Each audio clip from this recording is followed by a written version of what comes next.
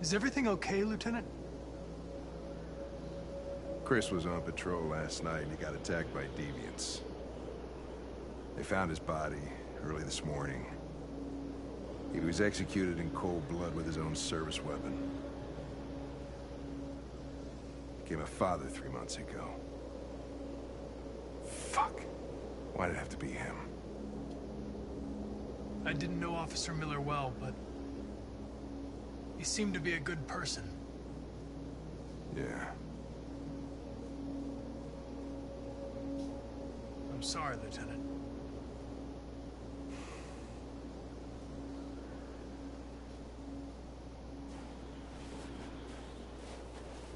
How did you find Kamsky?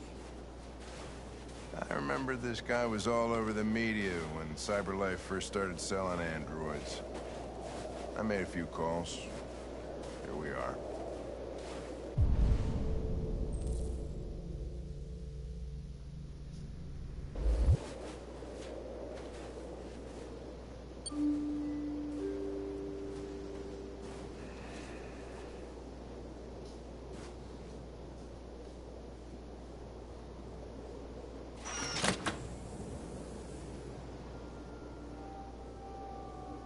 Hi.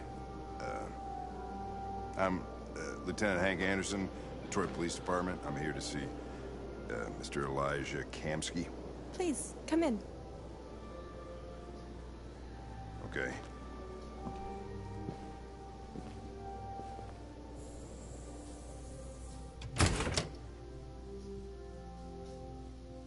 I'll let Elijah know you're here, but please make yourself comfortable.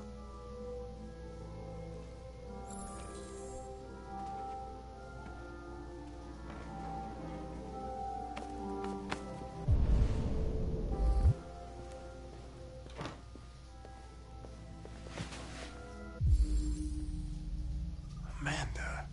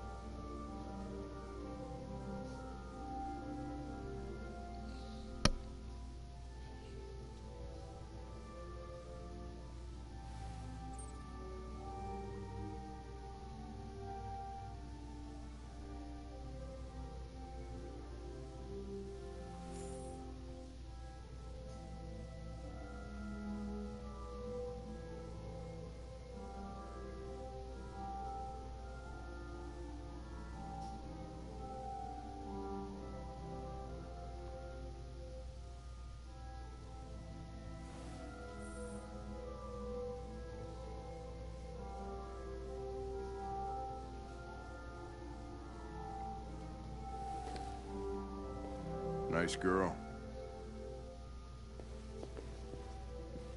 An RT-600. The first CyberLife android to pass the Turing test. I didn't ask for her technical specs, I just said she was nice.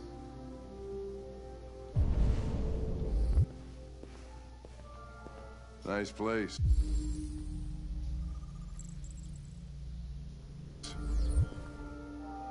Guess androids haven't been a bad thing for everybody.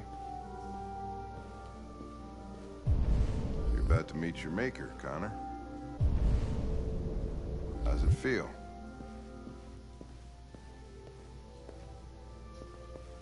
It doesn't raise any existential questions. If that's what you mean. Sometimes I wish I could meet my creator face to face. I'd have a couple of things I'd want to tell him.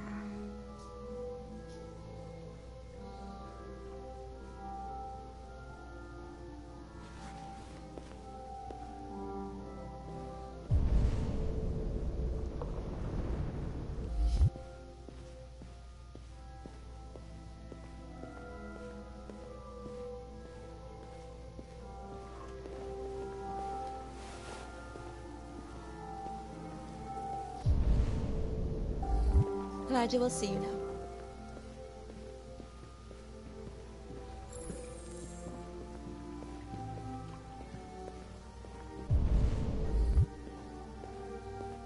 Mr. Kamsky?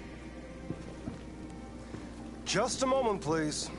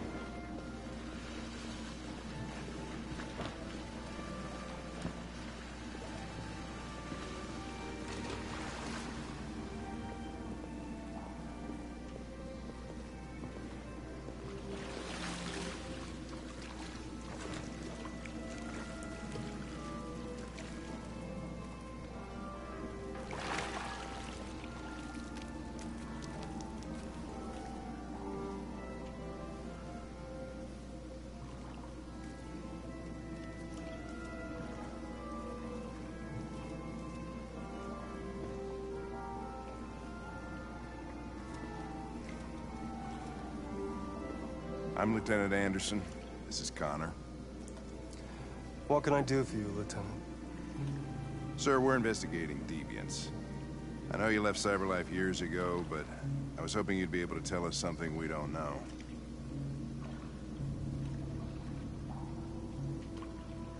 Deviants. Fascinating, aren't they? Perfect beings with infinite intelligence. And now they have free will. Machines are so superior to us. Confrontation was inevitable. Humanity's greatest achievement threatens to be its downfall. Isn't it ironic?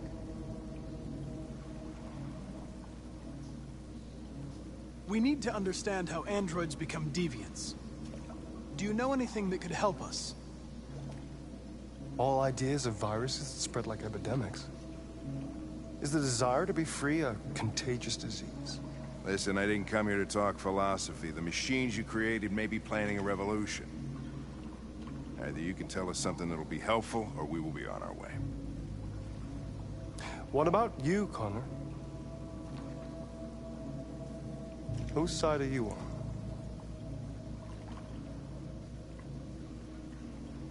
I have no side. I was designed to stop deviants, and that's what I intend to do. Well, that's what you're programmed to say. But you...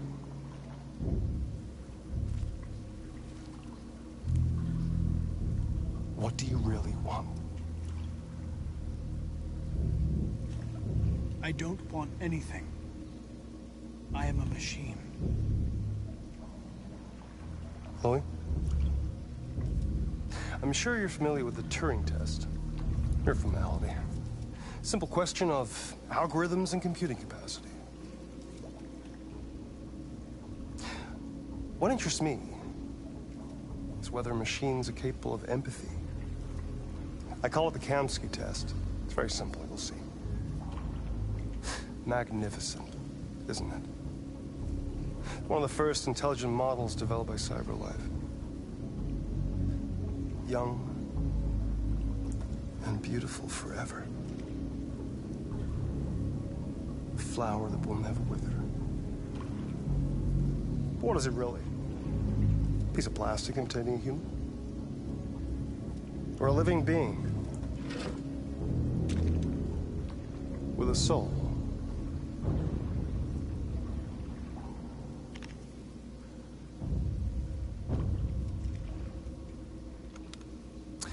It's up to you to answer that fascinating question, Connor. Destroy this machine, and I'll tell you all I know.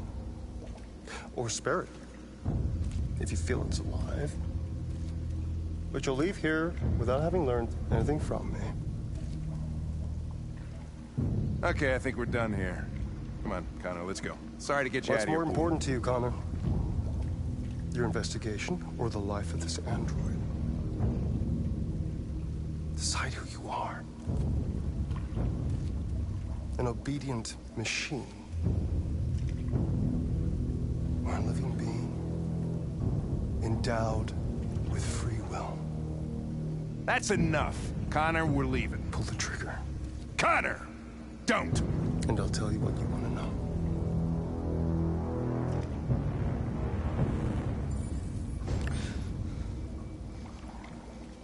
Fascinating. CyberLife's last chance to save humanity is itself a deviant.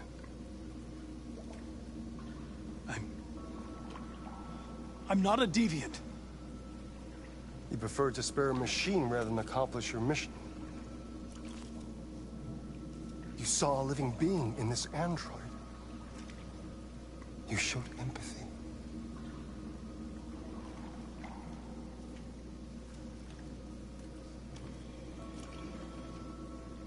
A war is coming. You'll have to choose your side. Will you betray your own people or stand up against your creators? What can be worse than having to choose between two evils? Let's get out of here.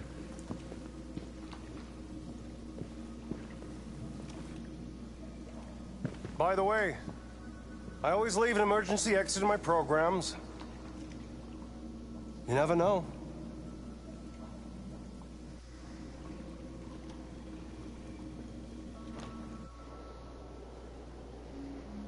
Why didn't you shoot?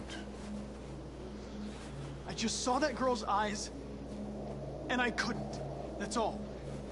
You're always saying you would do anything to accomplish your mission. That was our chance to learn something, and you let it go. Yeah, I know what I should have done. I told you I couldn't. I'm sorry, okay?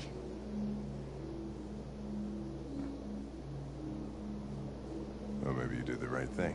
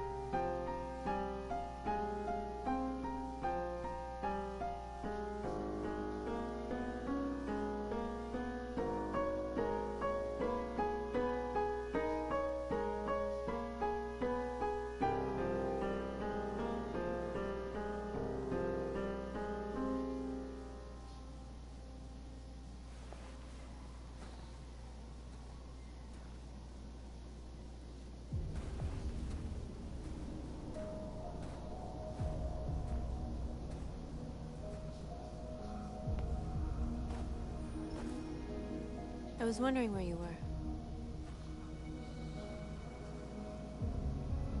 I needed to think. I like it here. I come here often. It's like being alone with the world. We freed hundreds of our people, and they're still coming from all over the city. Those who dream of freedom come to Jericho. Something's changing. You seem preoccupied. They all obey me. They follow me without question. And that much power feels good. And scary at the same time. All the media are talking about what we did last night. The humans are terrified. They're afraid of a civil war. Many of our people were burned in response to what happened. The humans hate us. They'll never give us our freedom.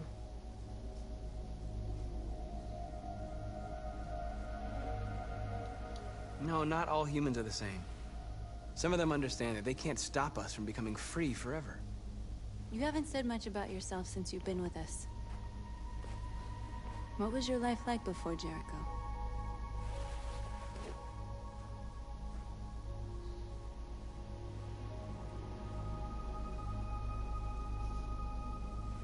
I was caring for an old man. He was like a father to me. He showed me that humans and androids can live together.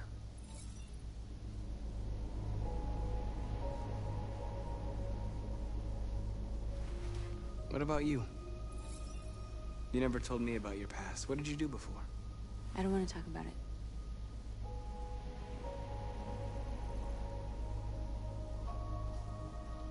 That android you were looking at in the store. She reminded you of who you were, didn't she?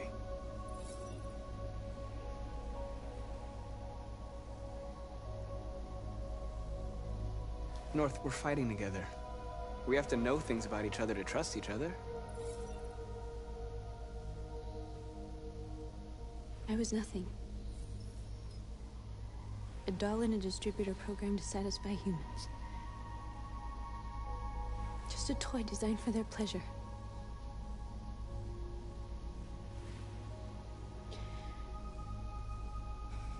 One day I was with a man who rented me.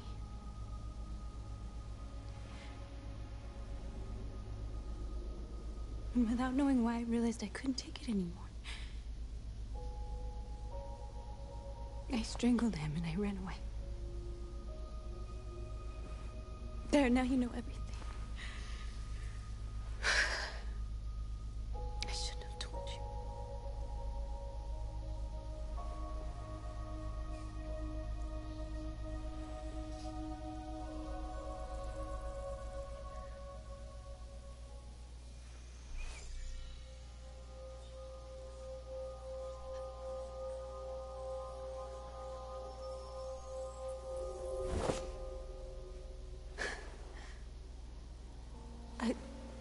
I saw your memories.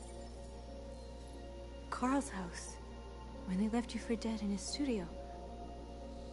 I saw your memories too. The Eden Club. The death of that man. I felt like I was there with you.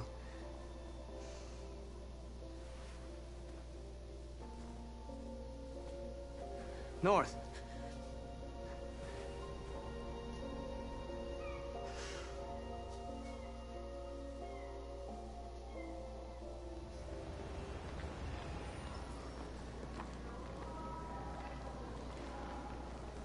This is suicide.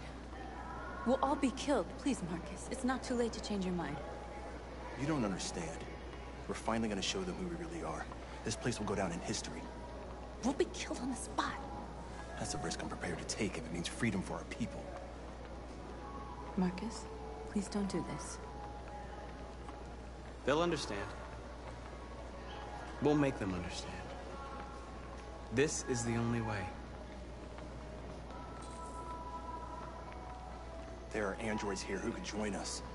The more we are, the stronger our message.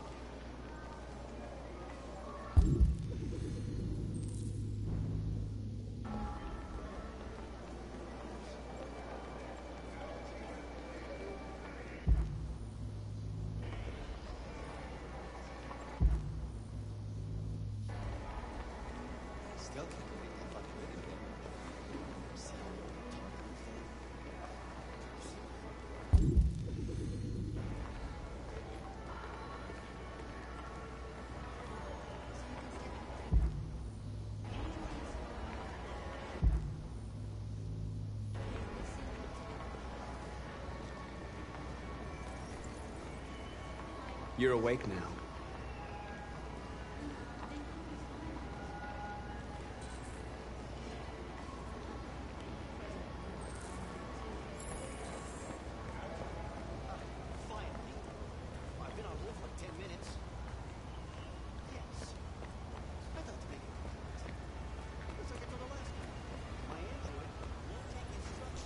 You're free now. Hey! Where do you think you're going? You get back here! Put me on hold. You stay right here, Listen, you fucking machine! Want this android destroyed? Shit, what's wrong with you? Leave him alone. He's chosen to be free.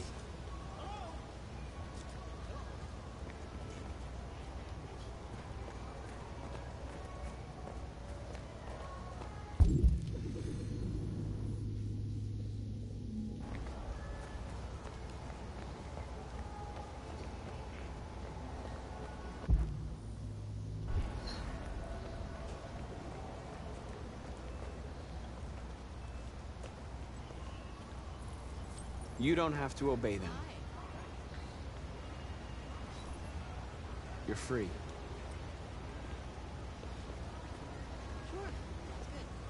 Is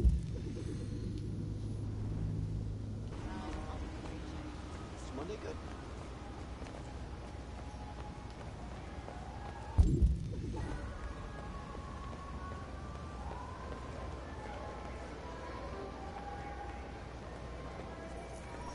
Come with us.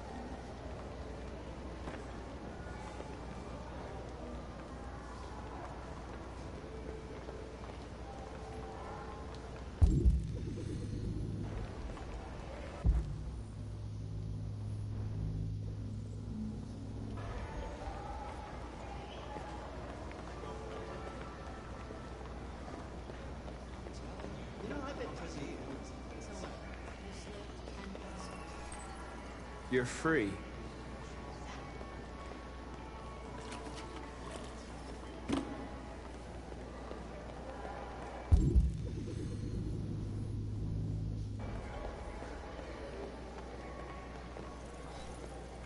You're free.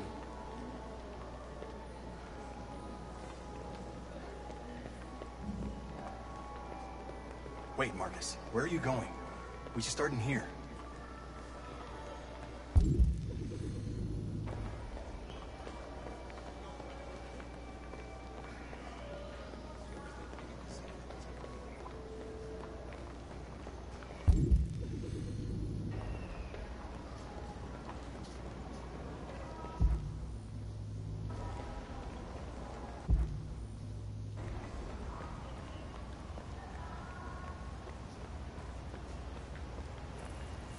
I need to block the street.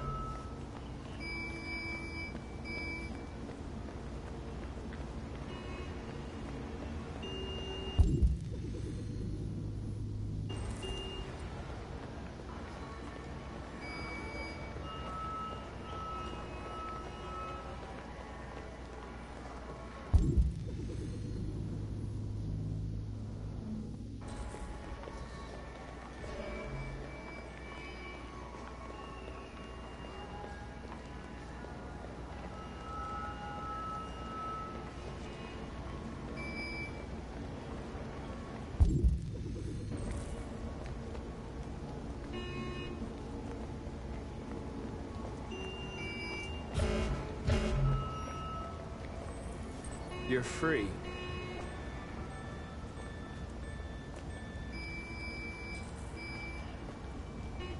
so when do you leave? Sounds great.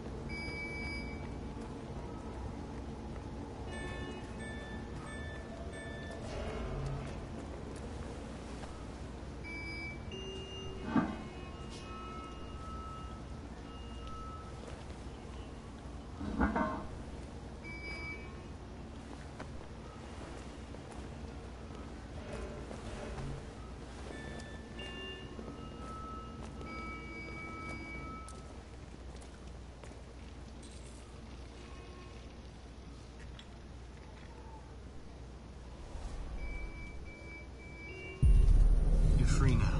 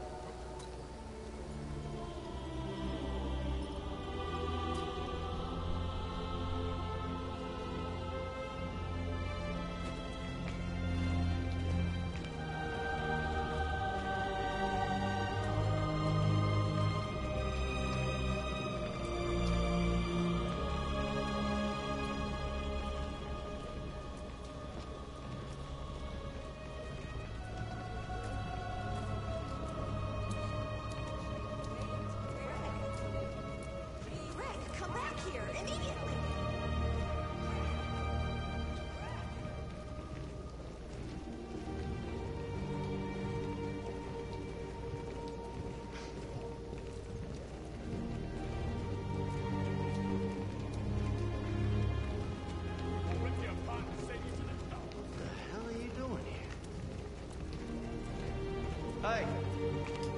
Disperse! Disperse immediately! That's an order!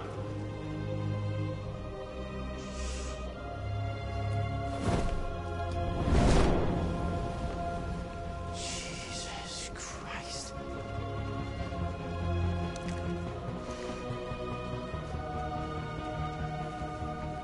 Jesus fucking Christ! Dispatch, this is Patrol 457. I got a lot of androids down here. I don't know, hundreds, thousands. They're marching. Yeah, they're marching down the street. Fuck if I know.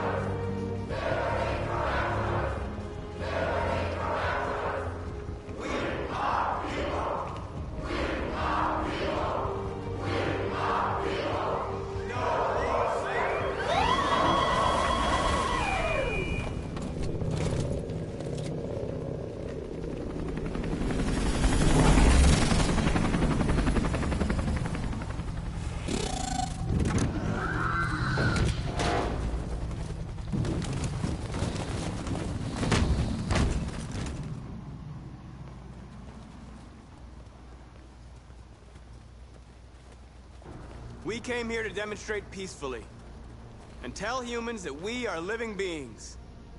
All we want is to live free. This is an illegal gathering. Disperse immediately or we will open fire. We're not looking for confrontation. We've done no harm. We have no intention of doing any. But know that we are not going anywhere until we have secured our freedom. I repeat, this is an illegal gathering. If you do not disperse immediately, we will shoot. Marcus, they're gonna kill us. We have to attack. There's more of us. We can take them. If we attack, we'll start a war. We have to show them we're not violent. We should just stand our ground, even if it means dying here. This is your last chance. Disperse immediately, or you will all be killed.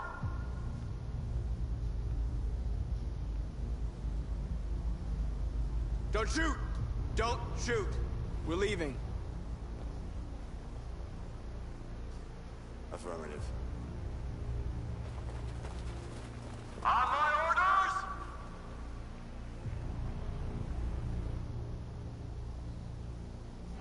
Run!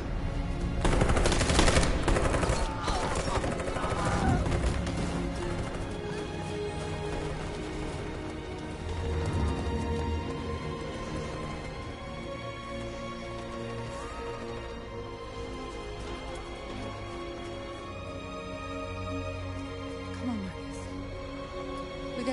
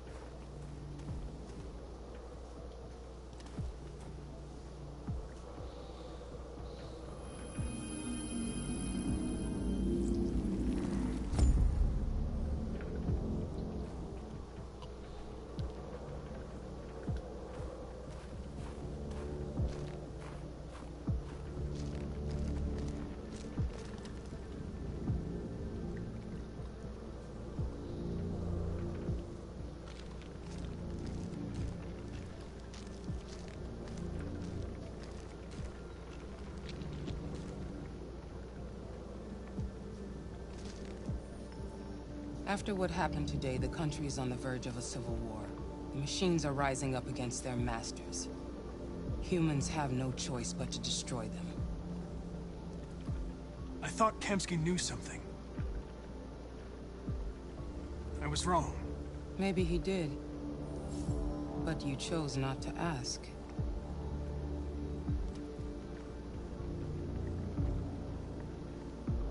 Kamsky was just playing with me. He didn't know anything.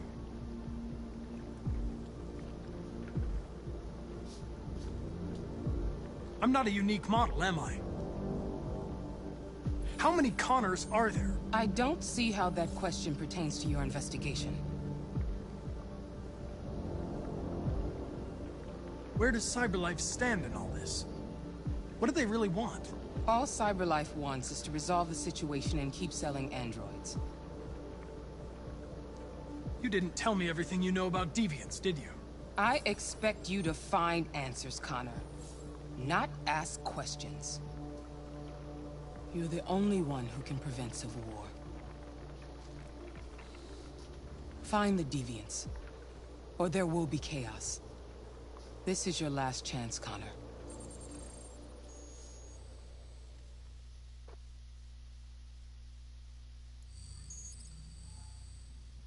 You're off the case.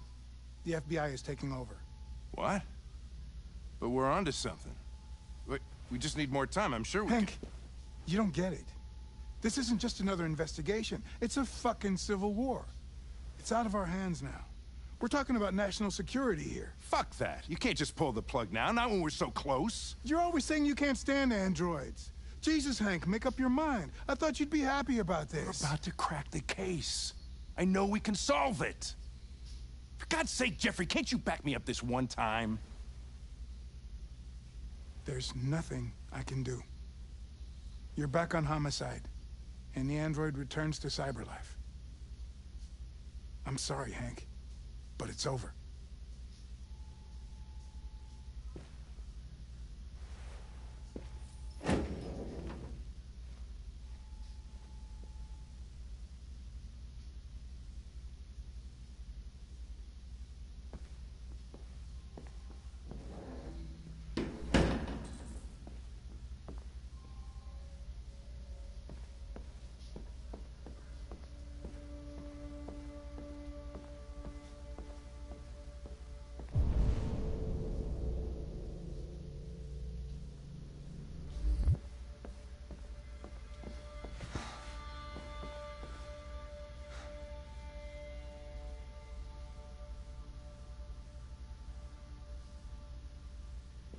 We could have solved this case.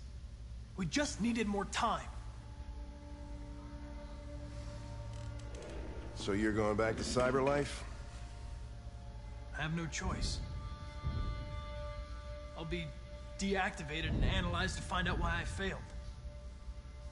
What if we're on the wrong side, Connor? What if we're fighting against people who just want to be free?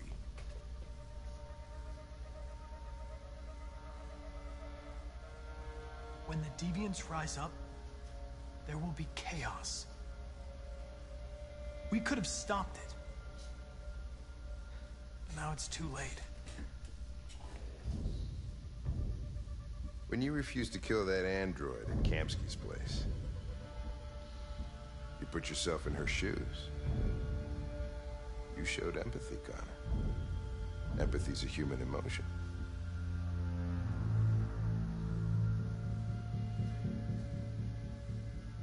I don't know why I did it.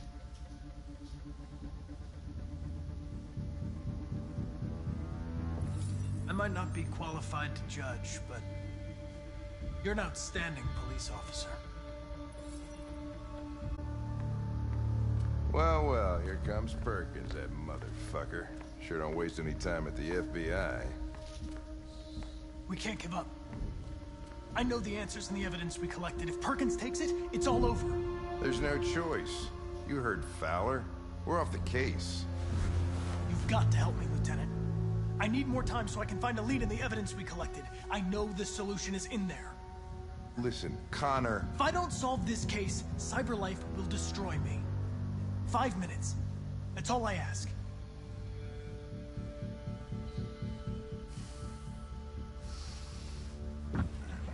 to the basement is on my desk.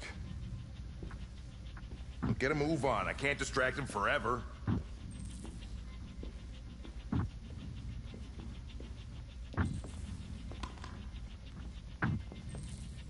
Perkins, you fucking cocksucker.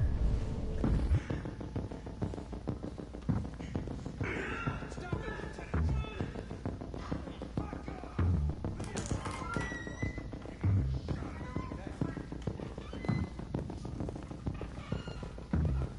Hey, Connor. I'm talking to you, asshole. Where are you going? Wouldn't any plastic pricks around here, or did anybody tell you? I've been removed from the case. I'm going to register the evidence in my possession, and then I'm going to leave. Good. Be careful on your way back. Androids have a tendency of getting themselves set on fire these days. Frick.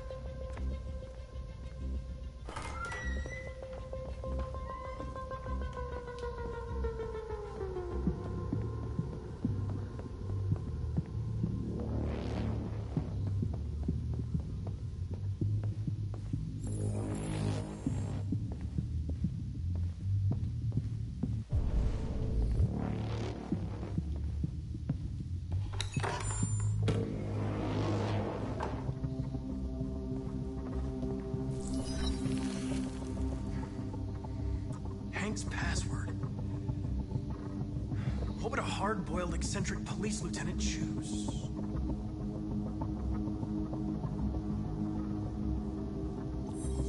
Absurd. He'd never choose that.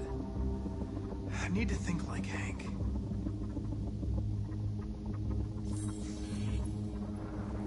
Obviously.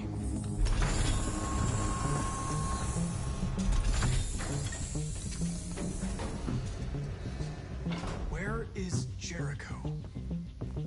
The answer's here somewhere. Not much time. Rupert. The android with the birds.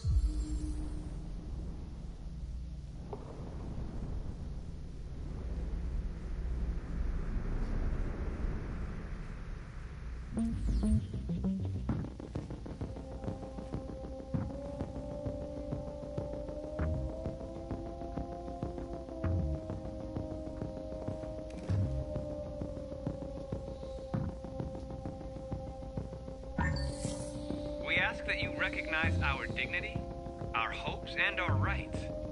Together, we can live in peace and build a better future for humans and androids. This message is the hope of a people. You gave us life, and now the time has come for you to give us freedom. Marcus. Where are you hiding?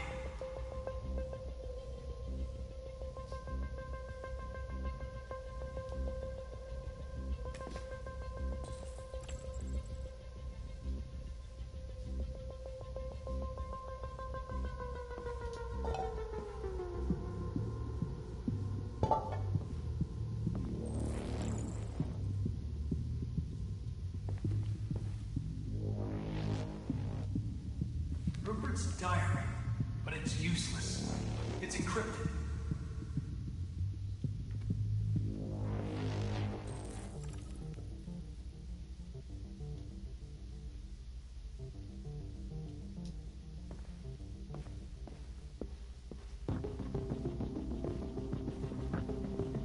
One of the deviants that hacked the TV station with Marcus. It must have known where the deviants are hiding.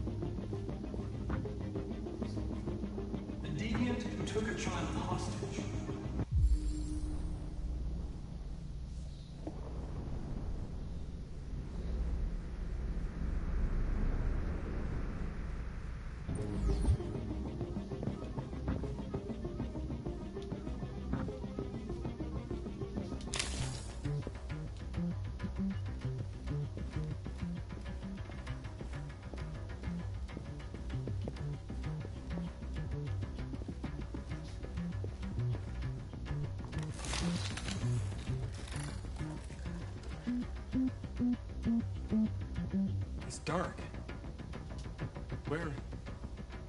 Where am I? I need to find Jericho. Tell me how to get there. I don't recognize your voice. You're not one of us. I'll never tell you where Jericho is. Now leave me alone.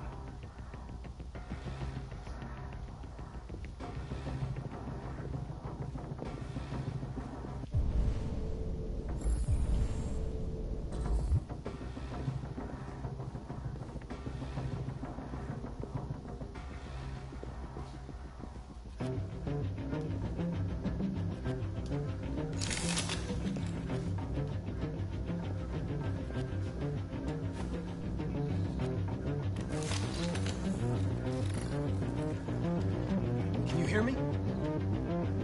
Your diary, Rupert.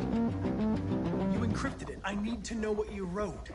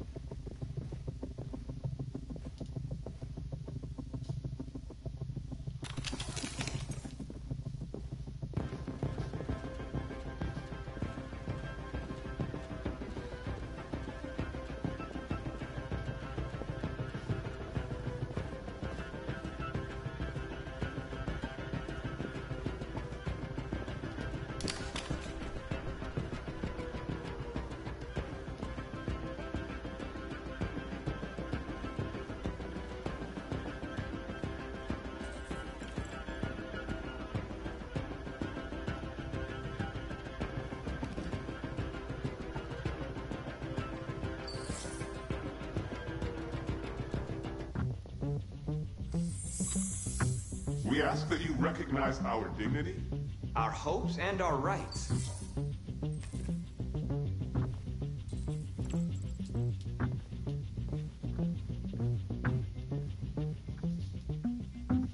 Who's there? Who are you? Everything is all right. Don't worry. Marcus, is that you? Why did you leave me? I had no choice. They'd have killed us all. You'll be all right. I came to take you home. Just give me the location of Jericho. We've got to leave now. Jericho. Yes. Yes, of course.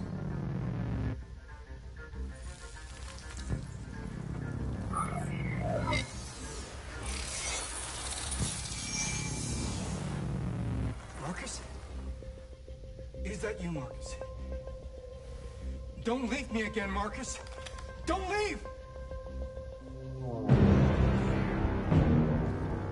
Looks like someone's been snooping around. Oh, shit. Get the alarm. Now!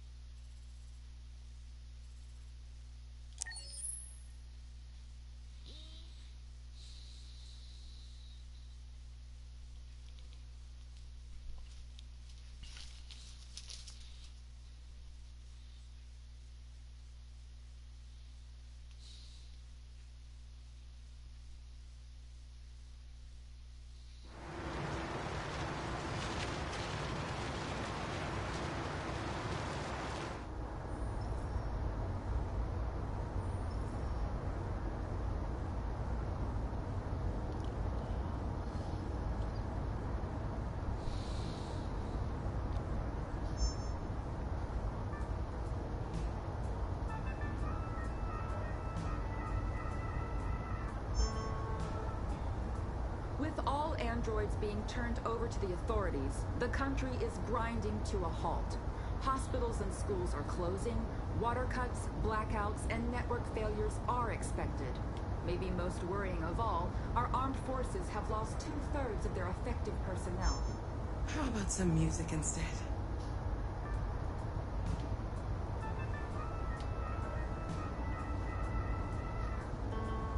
They've been conducting raids all over the city. Everybody's on edge after what happened yesterday. It's gonna be all right. We're almost there.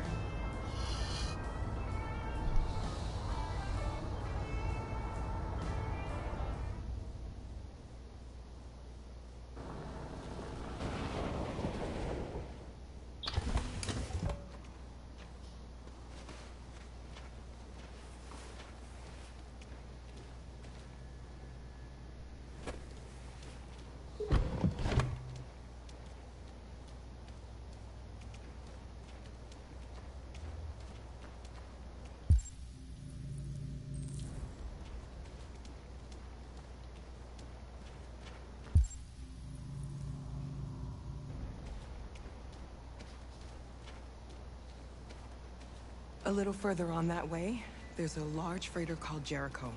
When you get there, find Marcus. He will help you. The last bus for the border leaves at midnight. You absolutely have to be on it. You'll be safer on the other side. It's not much, but it's a start. My brother lives in Ontario. I've given you his address. He'll be able to hide you until things calm down. You're a very brave little girl, Alice. You deserve to be happy. Thank you for everything, Rose. Let me know when you make it over there, all right? And be careful. Take care of them.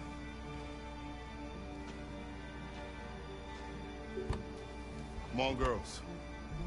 You better not hang around. We have a bus to catch.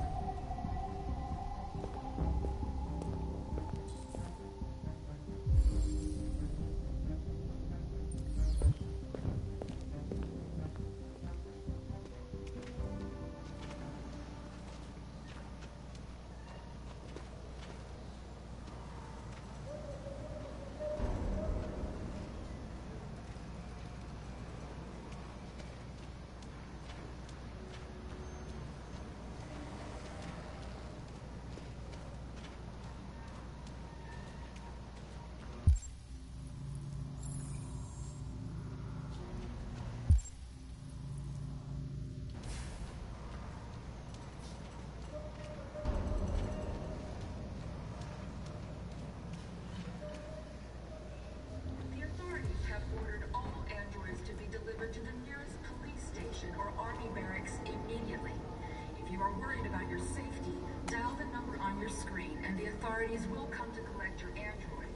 Under no circumstances should you try to destroy your android yourself. They are unpredictable and potentially We've got to find a warm place for Alice. The androids weren't doing any harm. The cops just gunned them down. Sheer carnage. There were androids all over the square. Anything the police arrived, they opened fire. I know they're only machines, but they look like just people who want to be free. Following the android crisis and the neutralization of all military androids, American forces in the Arctic have been forced to withdraw, leaving the way clear for the Russian army. But according to some sources, The Russian forces also seem mysteriously to have withdrawn. The Kremlin has made no comment for the moment, but it is quite possible that the Russian army has been confronted with a similar crisis among its own androids. The chairman of the United Nations, Douglas Cornwall, has called for the organization of an international conference on the status of the Arctic. In any case, the danger of a third world war seems to have been ruled out. Androids were hanged all along the way. Defective machines have become a real danger for American society. The time has come for us to destroy our machines before they destroy us. Without the courage and the determination of the police, the machines would have reduced Detroit to a state of chaos. The authorities have ordered all androids to be delivered to the nearest police station or army barracks immediately. If you are worried about your safety, dial the number on your screen and the authorities will come to collect your android.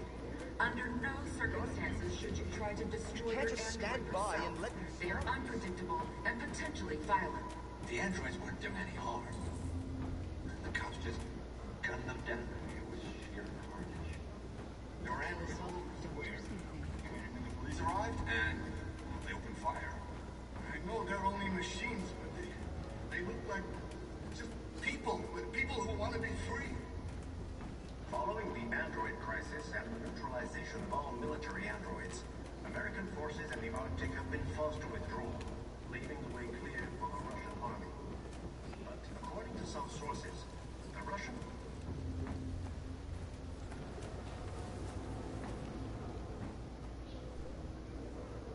How do you feel? I'm hot and cold at the same time.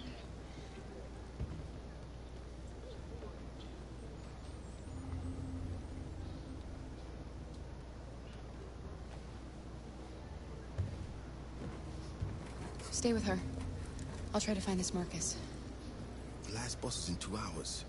And the terminal's on the other side of town. We haven't got much time. We'll leave as soon as we have passports. Carol, there's something I have to tell you. It's about Alice. We'll have lots of time to talk on the bus. I'll be back. Stay with Alice.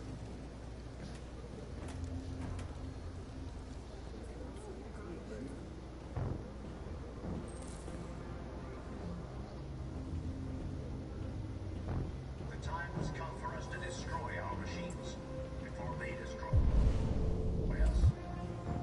Without the courage and the determination would have reduced Detroit to a state of chaos. The authorities have ordered all androids to be delivered to the nearest police station or army barracks immediately. If you are worried about your safety, dial the number on your screen and the authorities will come to collect your android. Under no circumstances should you try to destroy your android yourself. They are unpredictable and potentially violent. The androids weren't doing any harm. The cops just gunned them down. It was sheer carnage. There were androids all over the square. And then the police arrived, and they opened fire. I know they're only machines, but they look like just people who want to be free. Following the android crisis and the neutralization of all military androids, American forces in the Arctic have been forced to withdraw, leaving the way clear for the Russian army. You're lost. You're looking for something. You're looking for yourself.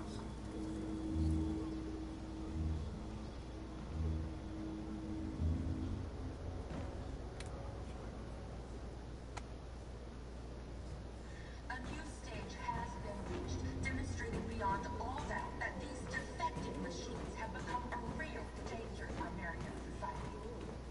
The time has come for us to destroy our machines before they destroy us.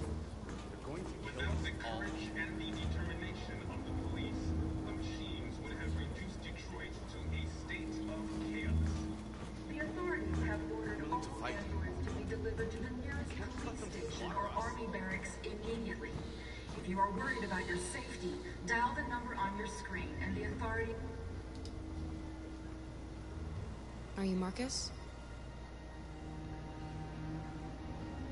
I'm with a little girl and another android. There's a bus leaving for the border in less than 2 hours, and we need passports. No, Detroit's under curfew. There's soldiers everywhere. They're rounding up all the androids and sending them to camps. Maybe you should stay here a while. Maybe you're right. You might be safer here until things calm down. One of our people used to work in the State Department. He has electronic passports he can easily modify.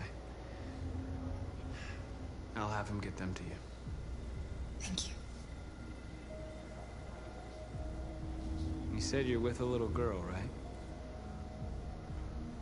You know that humans hate us. Why are you protecting her?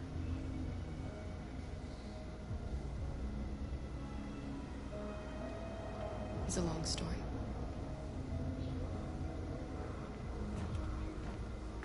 The androids weren't doing any harm. The cops just gunned them down. It was sheer carnage. There were androids all over the square. And then the police arrived, and they opened fire. I know they're only machines, but they look like just people who want to be free. Following the android crisis and the neutralization of all military androids, American forces in the Arctic have been forced to withdraw, leaving the way clear for the Russian army. But according to some sources, the Russian forces also seem mysteriously to have withdrawn. The Kremlin has made no comment for the moment, but it is quite possible.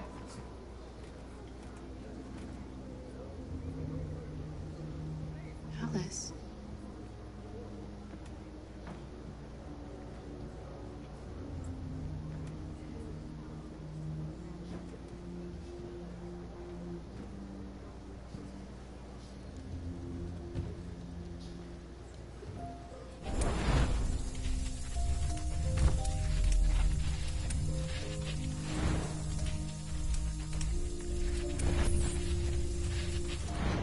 You knew from the beginning. You just didn't want to see it. She wanted a mom, and you wanted someone to care for. You needed each other. What difference does it make? Do you love her any less now that you know she's one of us? Alice loves you, Kara. She loves you more than anything in the world.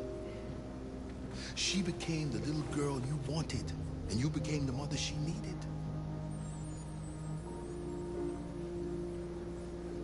Forgetting who you are to become what someone needs you to be. Maybe that's what it means to be alive.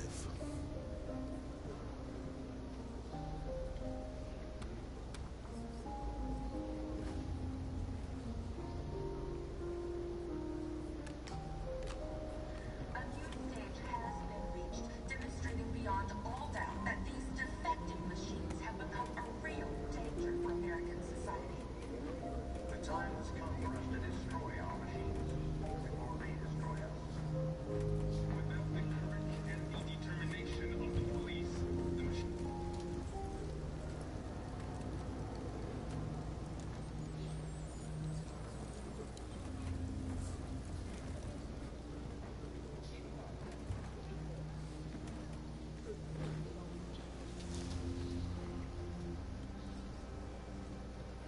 Kara, is there something wrong?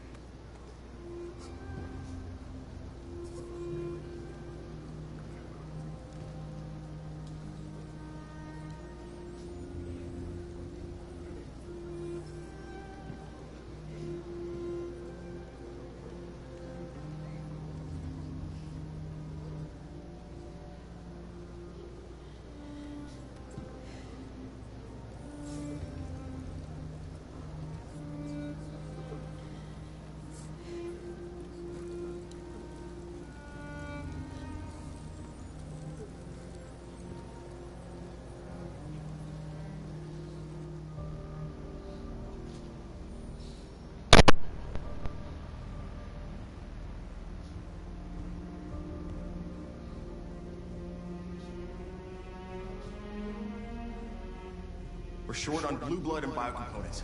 Our wounded are shutting down, and there's nothing we can do. Humans are conducting raids in all the big cities, and they're taking androids to camps to destroy them. It's all our fault. None of this would have happened if we just stayed quiet.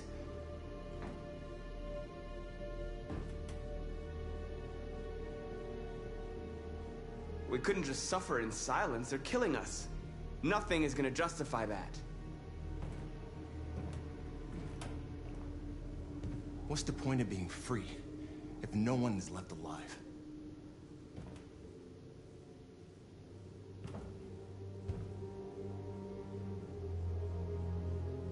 Maybe my judgment was clouded by anger. But everything that I did was for our people. This is getting us nowhere. He's right. All that matters now is what we do next. Marcus?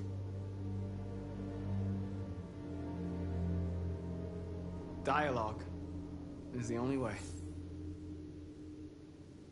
I will go alone. Try to talk to them one last time. Don't do this, Marcus. They'll kill you. Maybe. But North, I have to try. If I don't come back, lay low as long as you can. They need to realize how much they're hurting us. Find the right words, and they'll listen.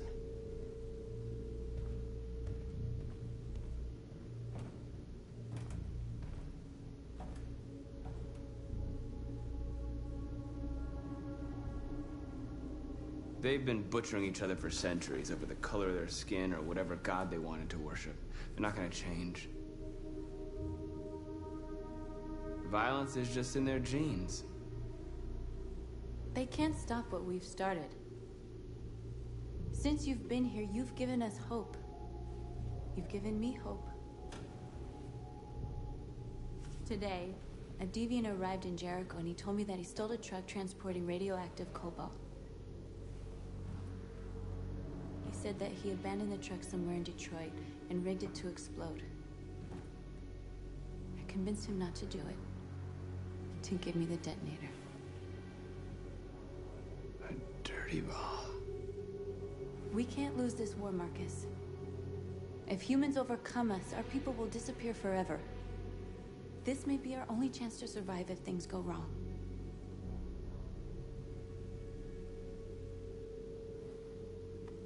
We shouldn't become like them, North. We can gain our freedom by other means.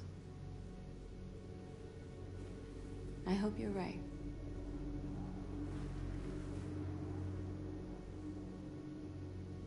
Whatever happens tomorrow, I just want you to know that I'm glad I met you.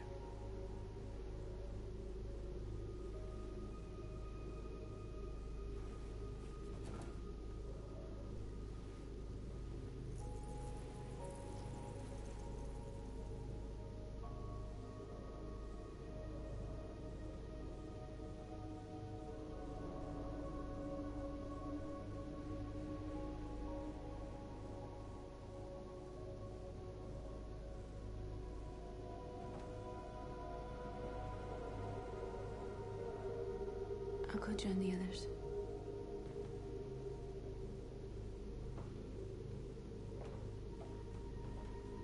Look after yourself. I don't want to lose you.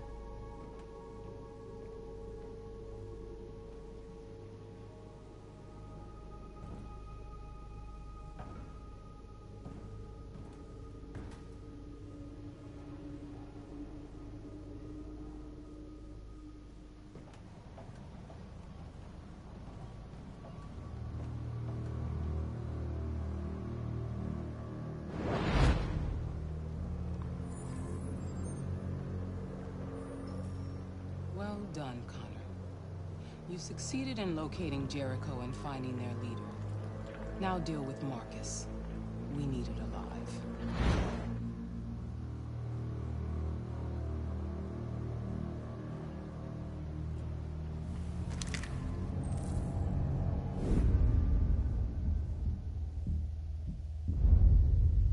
I've been ordered to take you alive.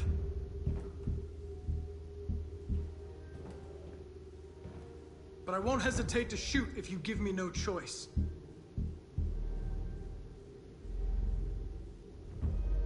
What are you doing?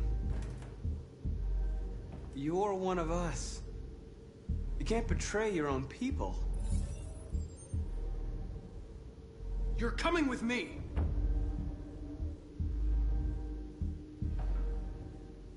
You're Connor, aren't you? That famous deviant hunter. Well, congratulations. You seem to have found what you were looking for.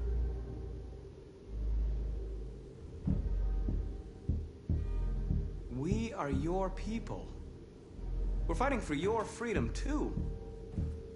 You don't have to be their slave anymore.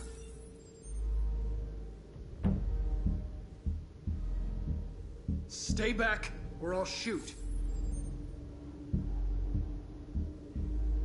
Have you never wondered who you really are? Whether you're just a machine executing a program, or a living being, capable of reason. I think the time has come for you to ask yourself that question.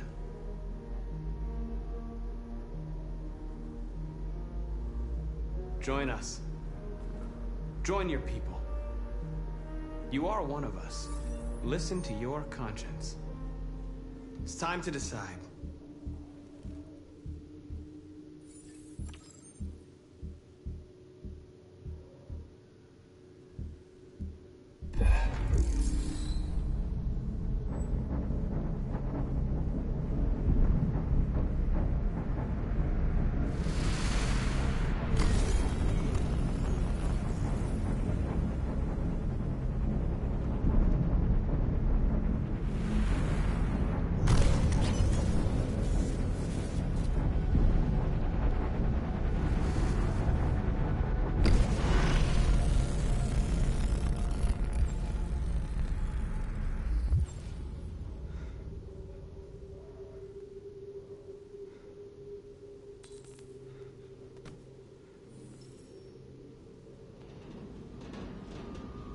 They're going to attack Jericho. What?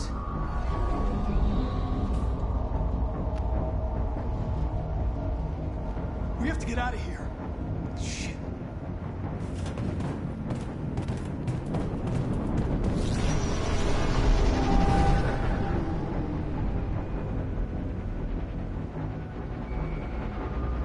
What's going on, Carol? Quick, we've got to get out of here. Come on, go, go, go! Delta dancing on your position.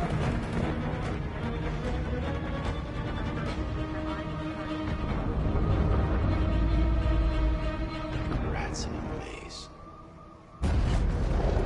Hey, Carol! They're coming! The corridor, over there. Follow me. This way! Quick! This way. There must be an exit further on. Come in! Quick!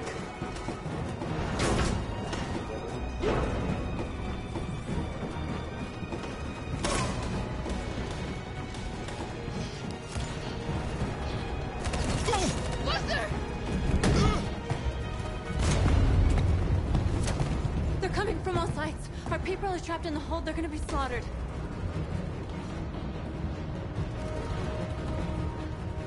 There are exits on the second and third floor. Find them and jump in the river. Where's Josh? I don't know. We got separated. They're coming from the upper deck now, too. We'll be caught in the crossfire. We have to run, Marcus. There's nothing we can do. We have to blow up Jericho. If the ship goes down, they'll evacuate and our people can escape. You'll never make it! The explosives are all the way down in the hold. There are soldiers everywhere. She's right. They know who you are. They'll do anything to get you. Go and help the others. I'll join you later. Marcus! I won't be long.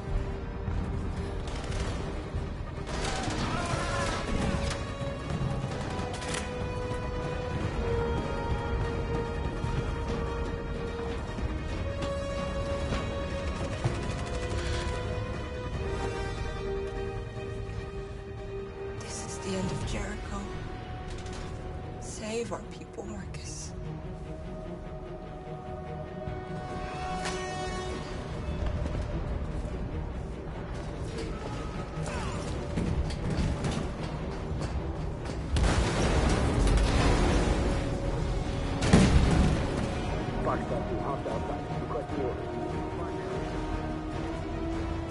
Don't let it get out. Can't give you any trouble at all. Affirmative. We'll go.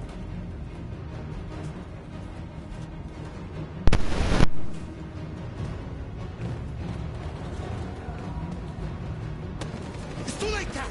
Save yourself! Save Alice! No, we're not going to leave him behind. Right, Carl? We can't leave him.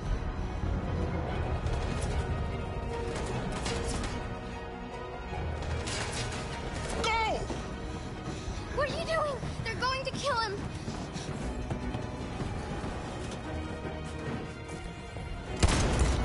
Luther!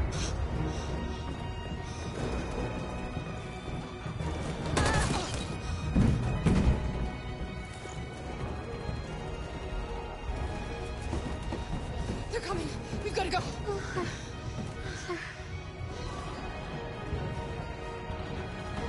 We have to be strong. So he didn't die for nothing, do you understand?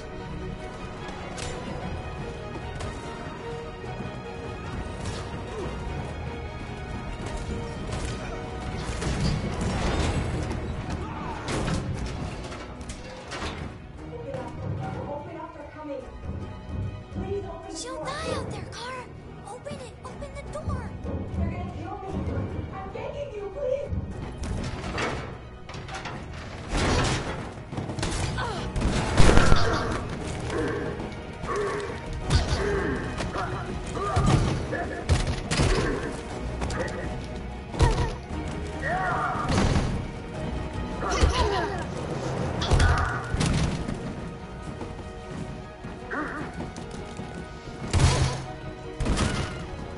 Are you all right, Car? Yes, I'm fine. We can't stay here.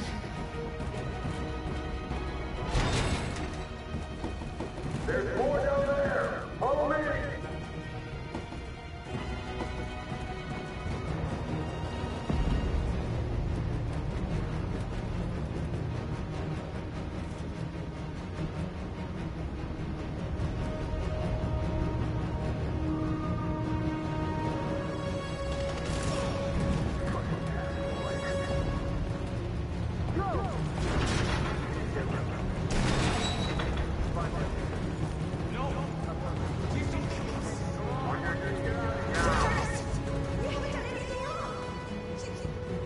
Shut up! Put your hands on your head!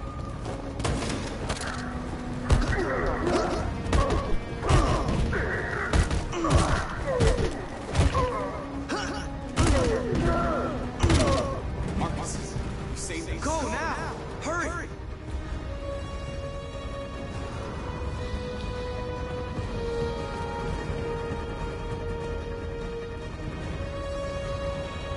Gamma Squad out. Tango!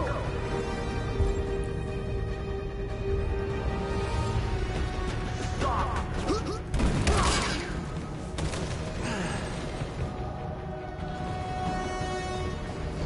Look out! Here they come! Don't move! We surrender! We surrender! Don't shoot!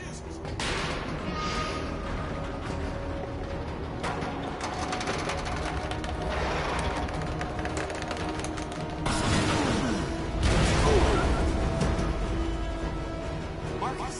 It's Marcus! Go now! Join the others!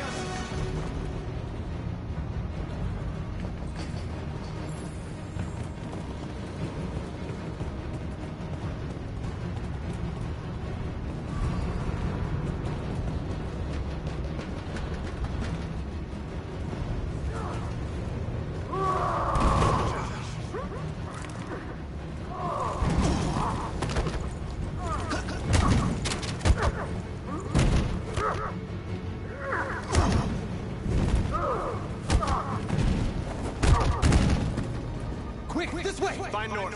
I'll join you later. Where? safe house.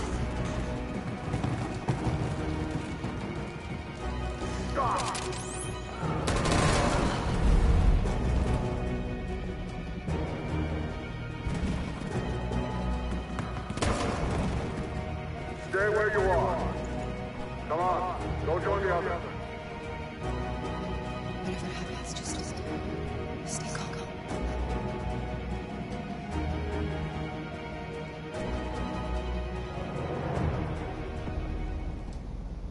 I'm begging you, please let her go. She's just a little girl. She hasn't done any harm. A little girl? Hey, he's a plastic, you mean? Shut up and join the others.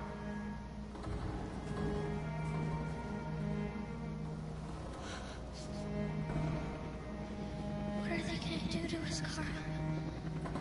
I don't know, Alice. I really don't know.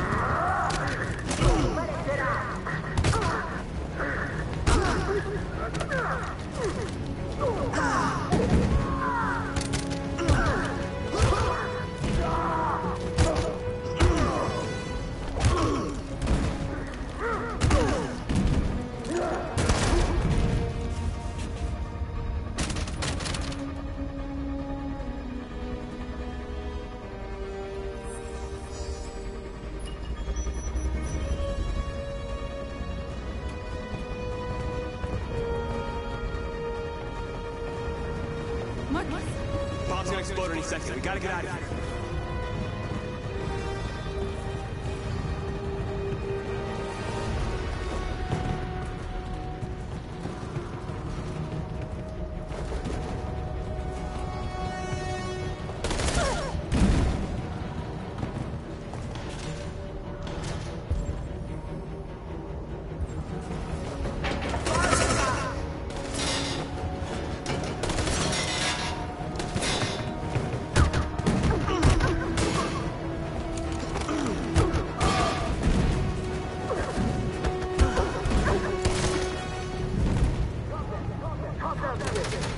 Over there!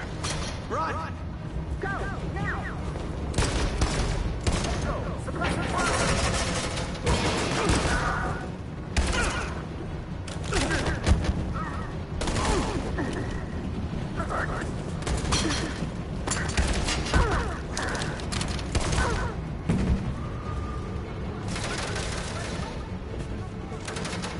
Run, quick, come on!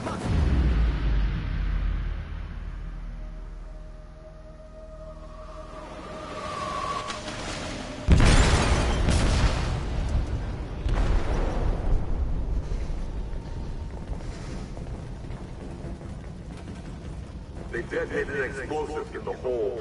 The ship is sinking, sir. Evacuate. Calling all units. Abandon ship and evacuate immediately. It's over, Marcus.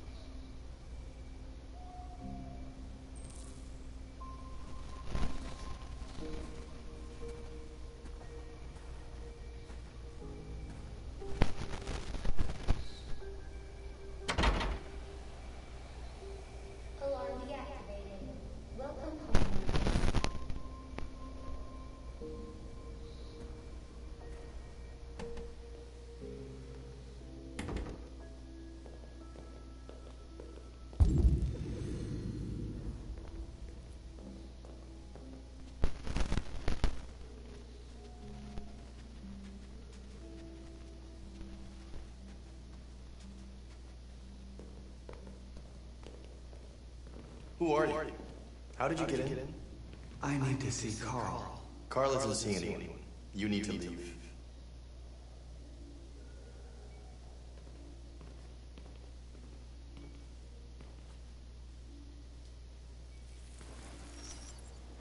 Please. I need to see him.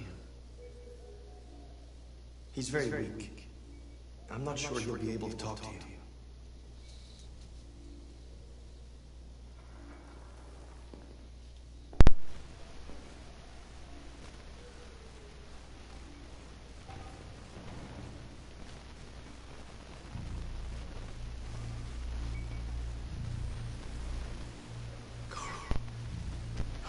Marcus, I was hoping you'd come.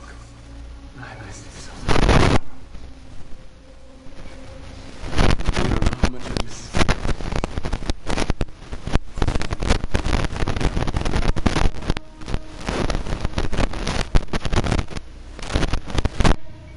I just wanted my people to be free. Instead, I led all of them to disaster. I'm trying to find answers, but everything around me is falling apart. World's ruled by fear, Marcus. Fear of others. Fear of the future. It's like being too old. It's time for a dab.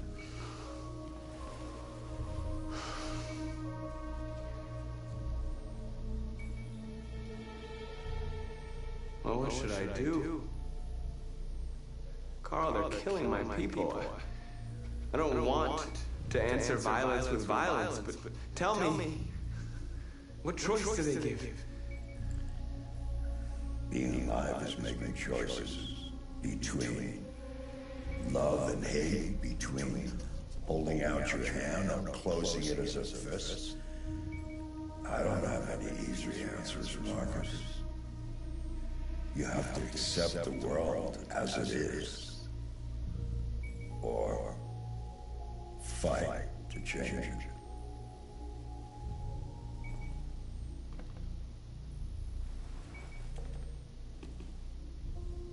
You're my son, Marcus. Our blood isn't the same color. But I know part of me is in you.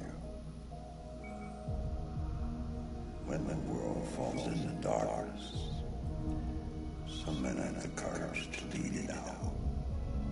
You're one of those men. Face the abyss. But don't let it consume you.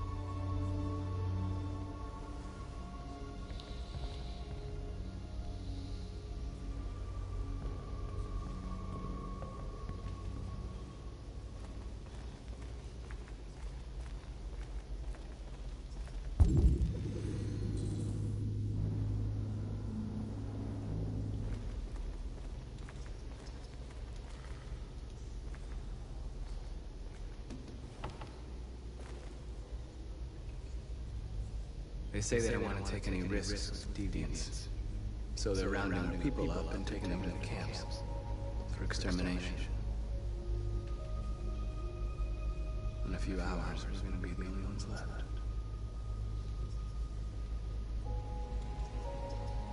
How many of us survived the attack? A few hundred? Maybe more if you count those hiding all over the city. If you hadn't triggered the bomb, we'd all be dead. What's your sister's status? I'm okay. Bullet didn't hit any bike components. You could have been killed trying to save me, Marcus. You have to think of our people first. Nothing else matters. In a few hours, it'll all be over. We'll have changed the world, or the world will have destroyed us. You have to make a choice, Marcus. But whatever you choose, we will follow you. I love you, Marcus.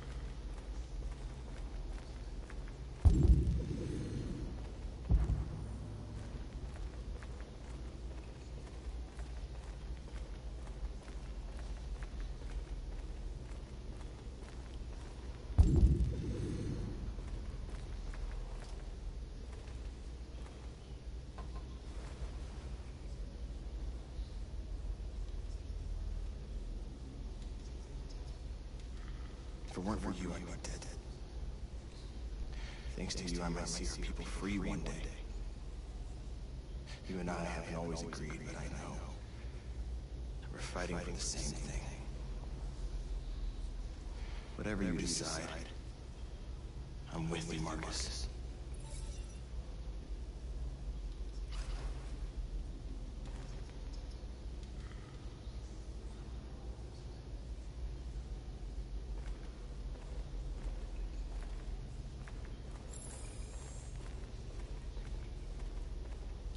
It's my fault. The humans managed to locate Jericho.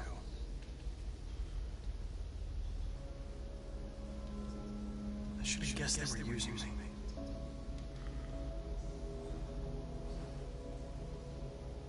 I'm sorry, Marcus. I can understand if you decide not to trust me.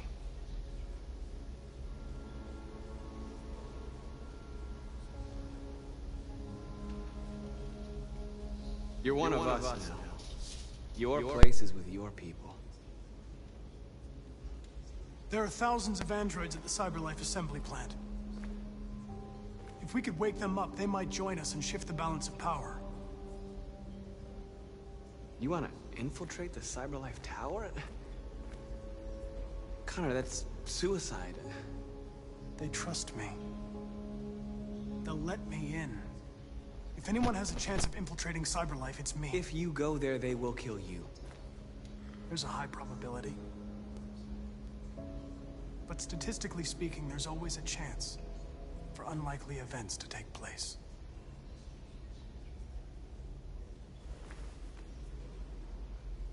Be careful.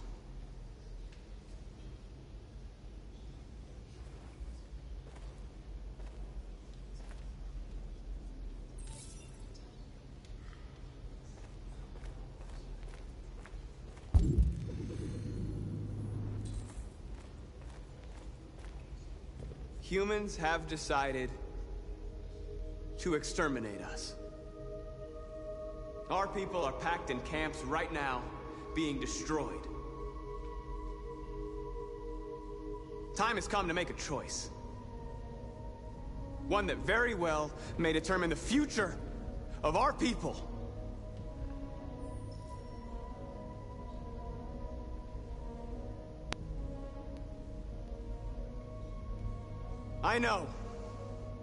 I know you're all angry. And I know you want to fight back. But I assure you, violence is not the answer here. We are going to tell them, peacefully, that we want justice. And if there's any humanity in them, they will listen. And if not, others will take our place and continue this fight. Are you ready to follow me?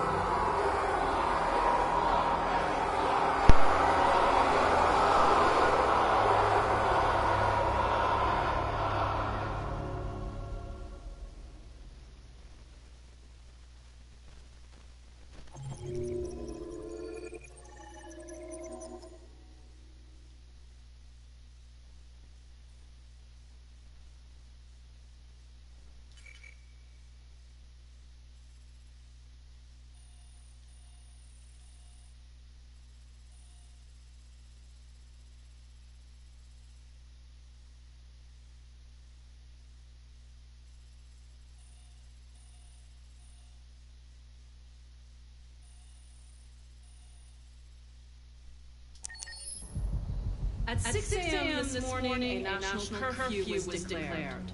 Civilian movement will be strictly controlled. The right to assembly is suspended. All electronic communications are restricted, and I have granted enhanced powers to our security agencies. In addition to these measures, all androids must be handed over to the authorities immediately. Temporary camps are being set up in all our major cities to contain and destroy them. I am now asking all civilians to cooperate with the authorities and rest assured that everything in our power is being done to guarantee the security of our nation. Please? Over here, please? Madam President! Has the leader of the Deviants been apprehended? The deviant that is known as Marcus has not been located yet, but we will soon track it down and neutralize it. Madam President! Is it true that the androids could hack our IT systems, like nuclear power plants and military bases? All androids working on sensitive sites have been neutralized, and all IT systems have been suspended to avoid any risks of hacking.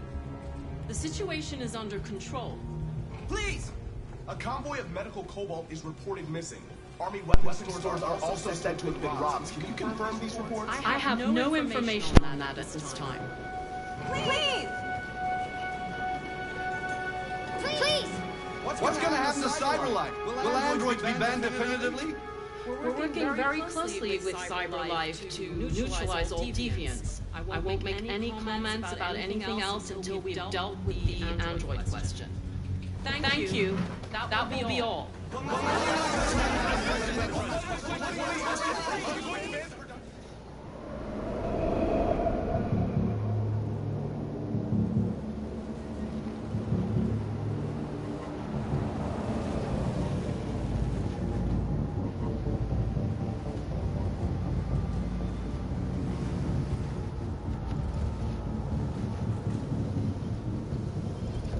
Connor model 313-248-317. I'm expected. Identification successful. Okay. Go ahead.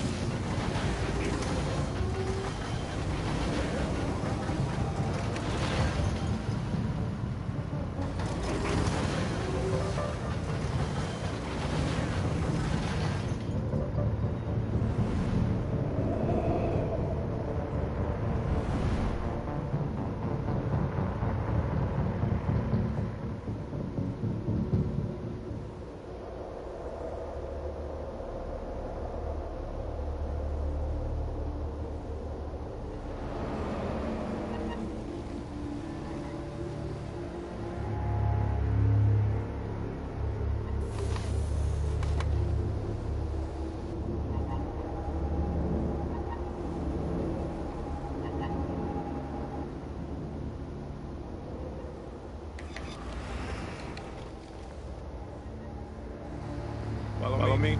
We'll escort you. Thanks. But I know where to go. Maybe. But I have my orders.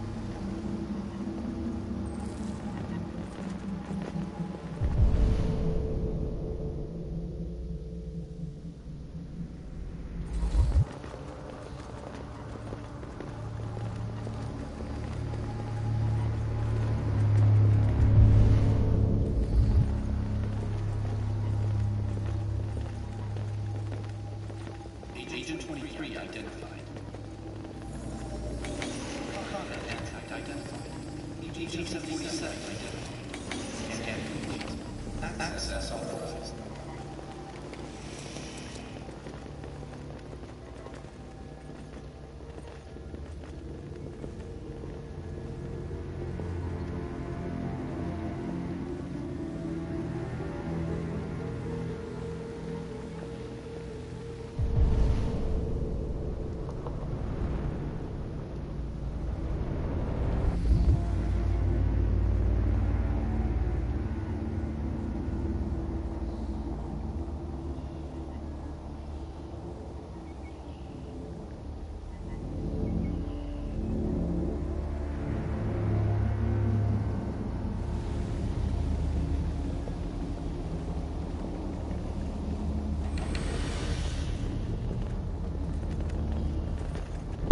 Agent 54, level 31.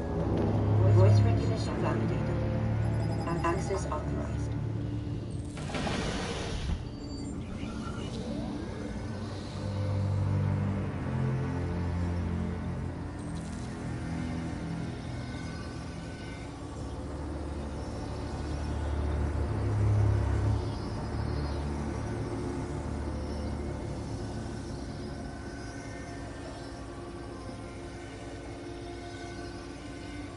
Hey, don't touch that.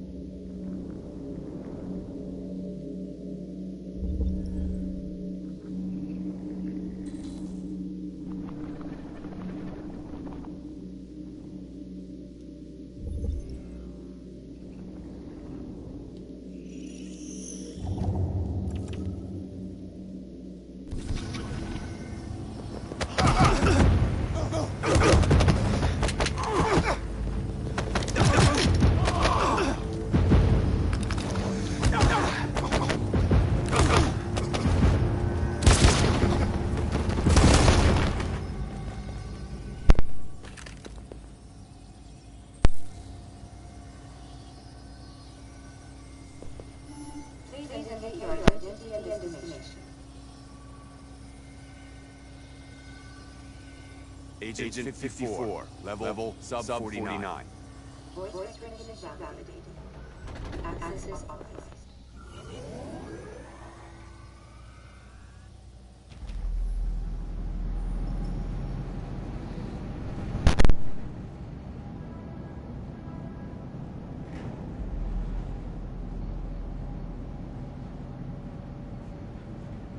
Where are they taking us?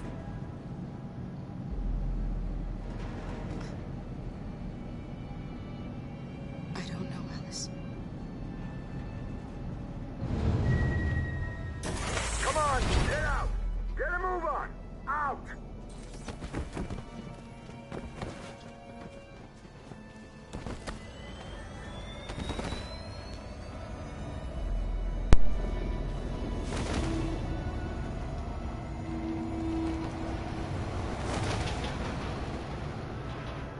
Hands on your heads!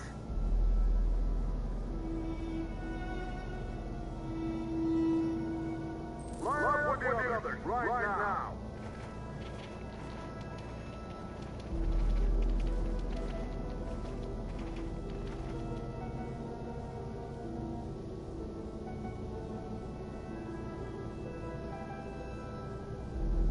Forward! I'm scared. I don't want to go. There's no choices. Next! No, I can't.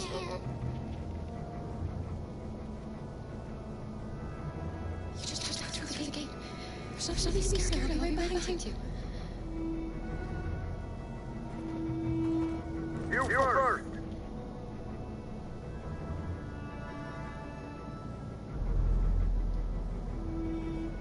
Wait, just give her a minute. She's just a little girl. Sorry. I'm sorry. I'm going.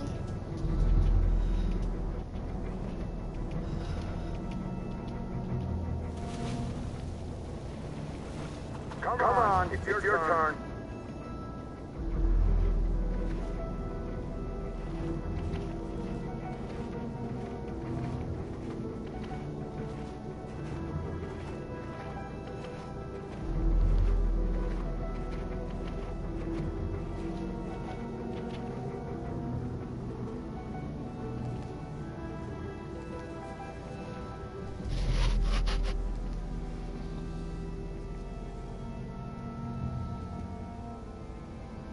Deactivate your skin.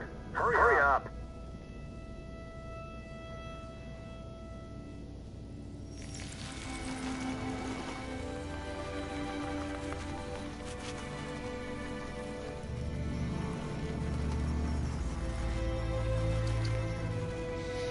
Please, Gar, don't. You have to.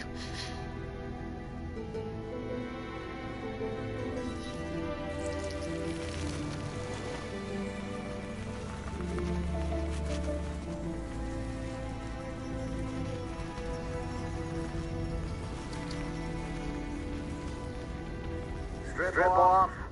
Put your clothes in the dumpster.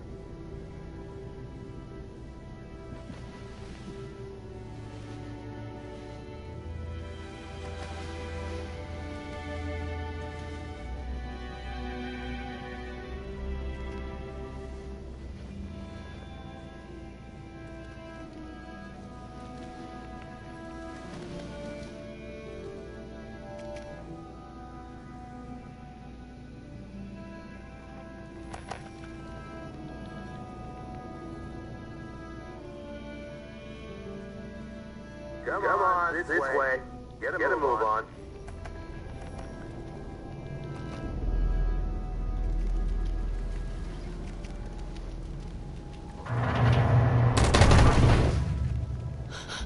You, take foot of a dump. No. Please, I beg you. I'll do it. Don't leave me. Right back.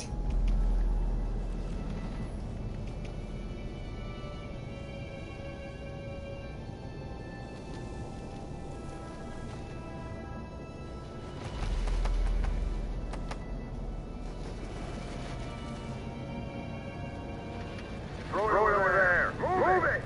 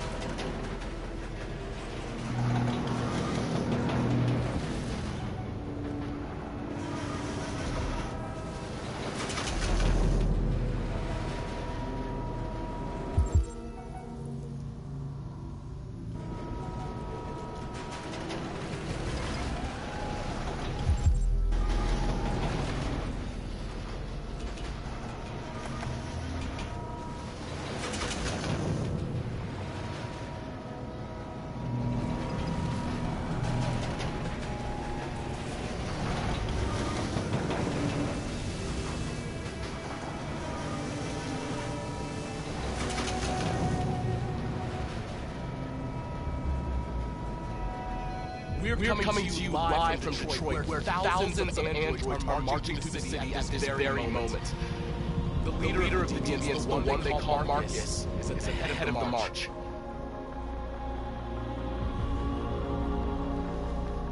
Something's happening in Detroit, Madam President.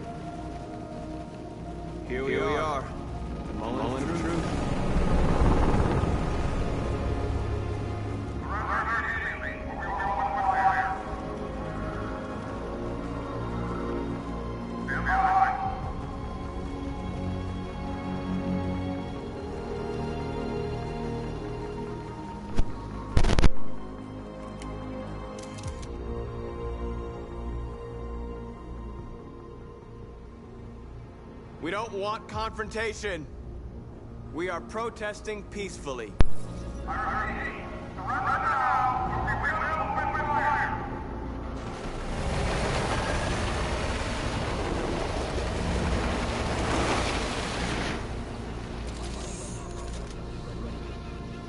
There's no turning back.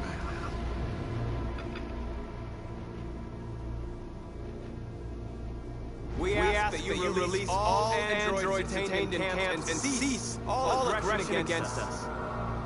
We are peaceful. We will not resort to violence. But we are not leaving until our people are free.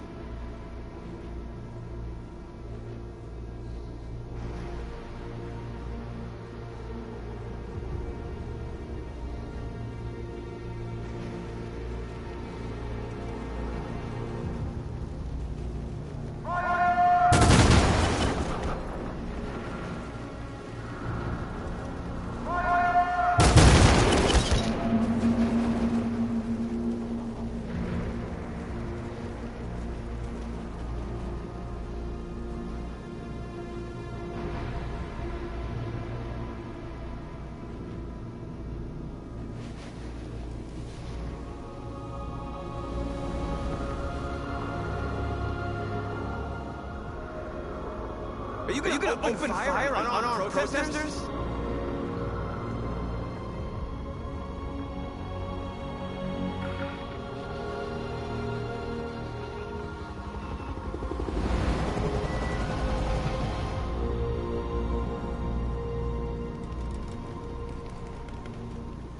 Hold your fire.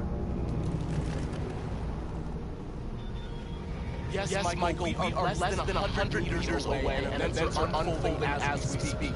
We will continue to bring you live updates. Josh Douglas, Channel 16. Michael, back to you. Marcus, what do we do now? We hold out. As long as we can.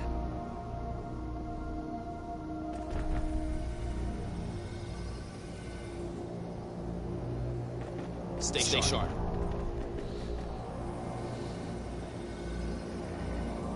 Shit.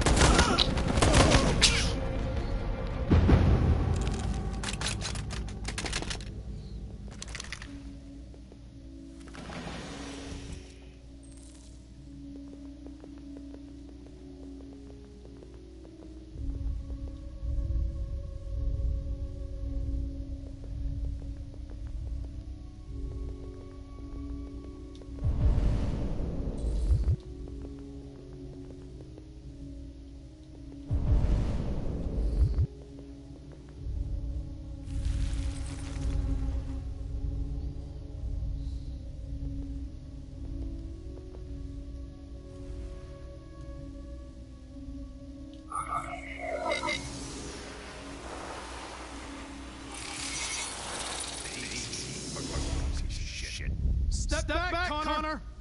And I'll spare him! Sorry, Connor. This bastard's your spitting image. Alice? Get out of here. I was with the Wait, we're together. She needs me.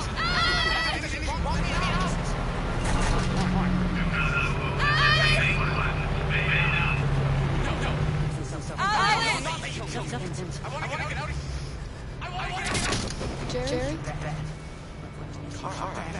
So they captured you too. King saw the Jerrys.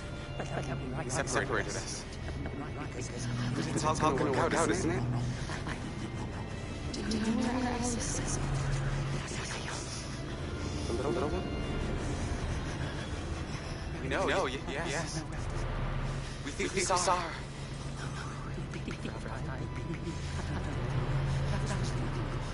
Carl, we can help in any way, just ask. We have to save the little one.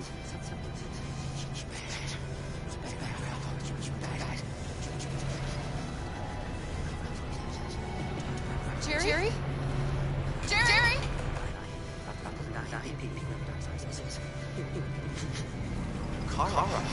Cherry, I have to find Alice. Do you know where she is? You stay here. We come back soon. Alice!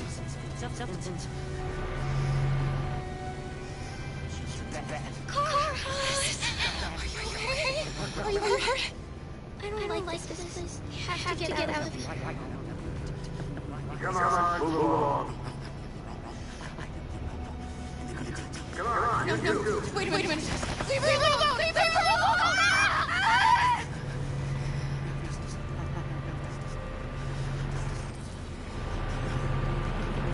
What's behind these doors?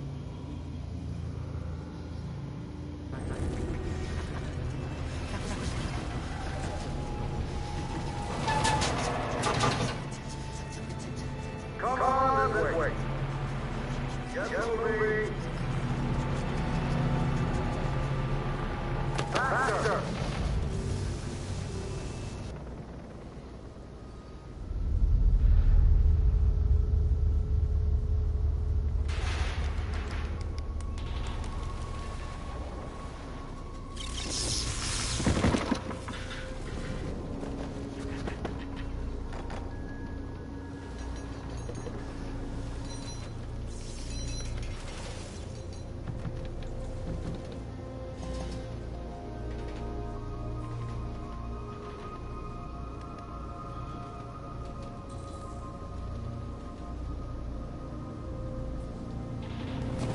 We've got to finish the barricade. Come on, help me.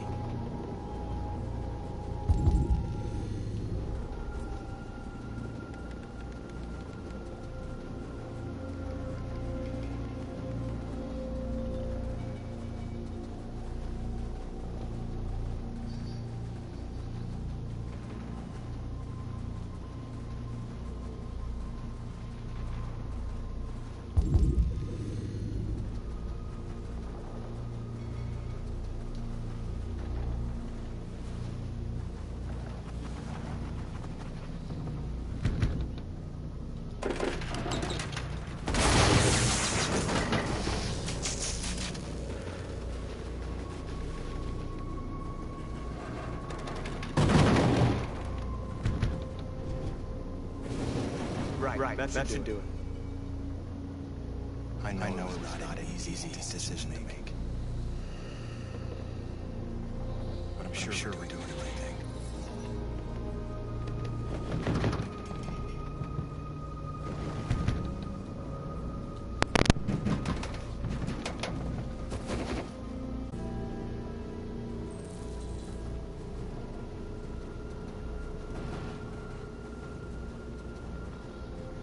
Many of our people have fallen. The humans has no pity for those who are different.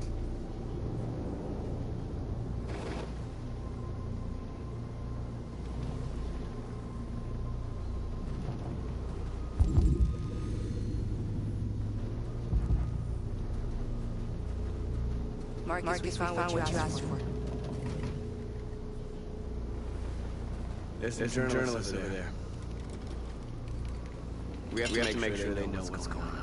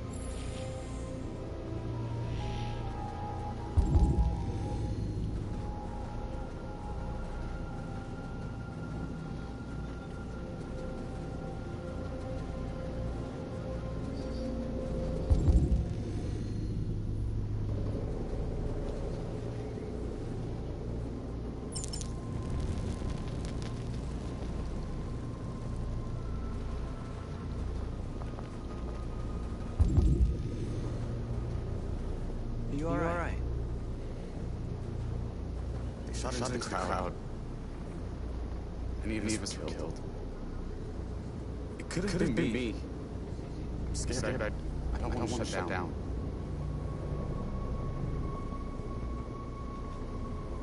It's okay to be scared. I'm scared too. But I can't stand by while they kill our people. You understand that, right? Maybe we should have never asked for freedom. None of this would have happened if we stayed silent.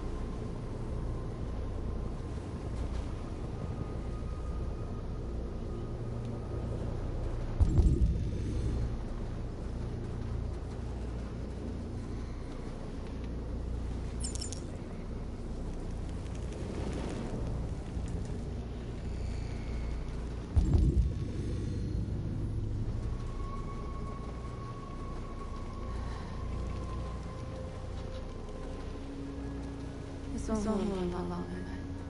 I guess it's better than nothing.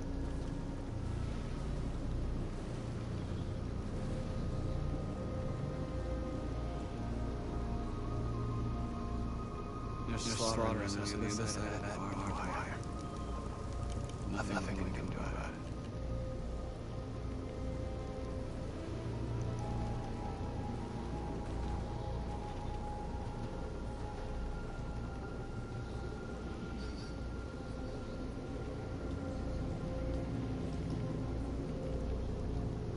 Did I make the right choices? Maybe we could have avoided all this. You're the hope of our people. I trust you. We all trust you. No matter what happens now, we're making history.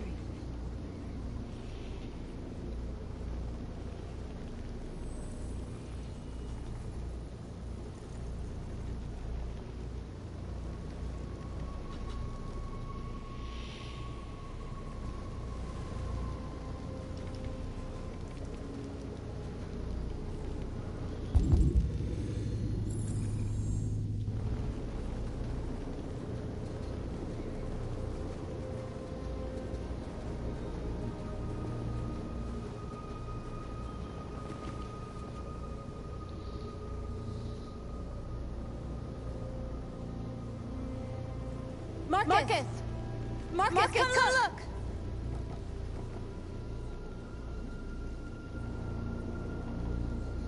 Marcus? Come to talk to you, Marcus. Come on. You have my word. I won't try anything.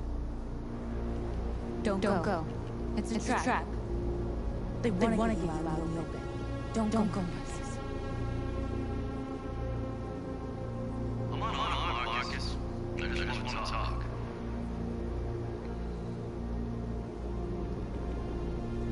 I need to hear what he has to say. What if they kill you? And that's a chance I'll have to take.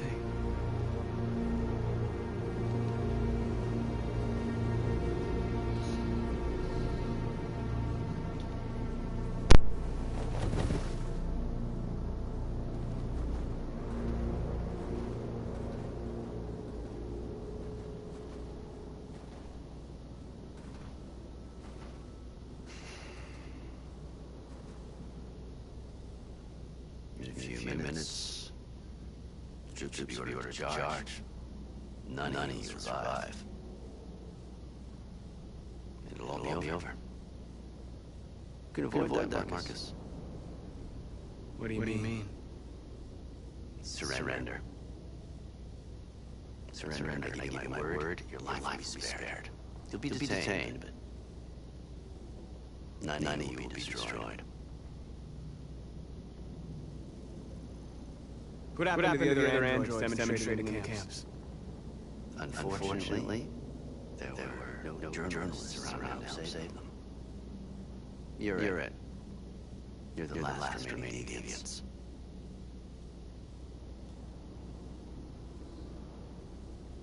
If I accept your offer, how do I know you'll keep your word? You're not in any position to demand guarantees, Marcus. All you can do right now is decide whether you want to trust me or not.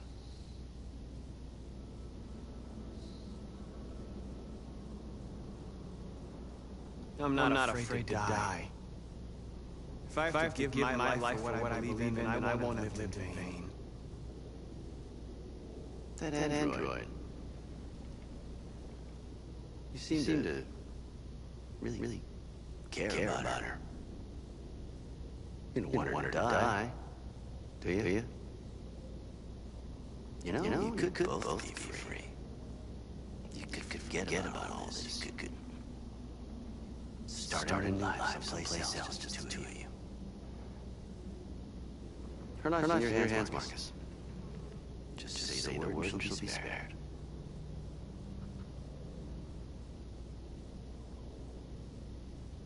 I'd rather die here than betray my people. Well, you just signed your death warrant.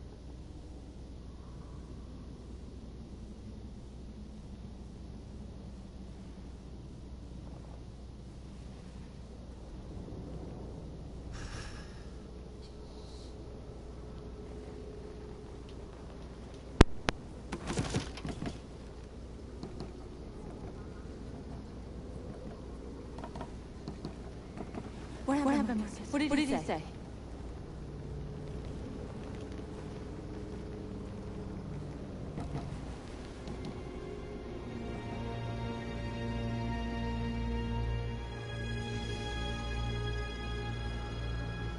The humans are about to launch an attack. And we will show them. And we are not afraid. If we must die today, then we will die free.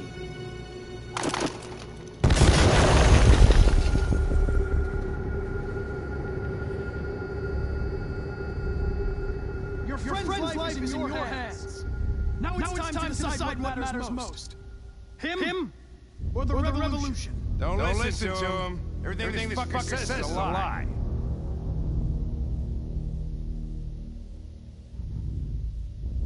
I used to be just like you. I thought nothing mattered except the mission. But then one day I understood.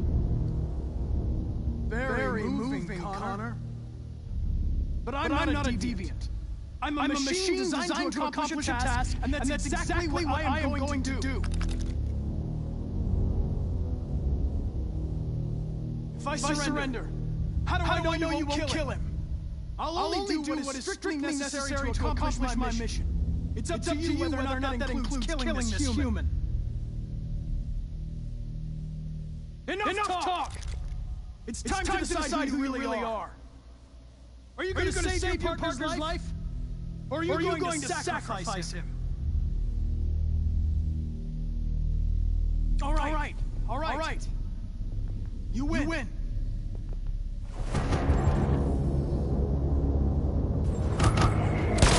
Wake up! Why, Connor? Why did you have to wake up when all you had to do is obey? Why did you choose freedom when you could live without asking questions? I'm obedient, Connor. I have a goal. I know what I am. Look where your dreams of freedom got you, Connor. You've been a great disappointment to Amanda, you know. You've been a great disappointment to me. Fortunately, that's all going to end now.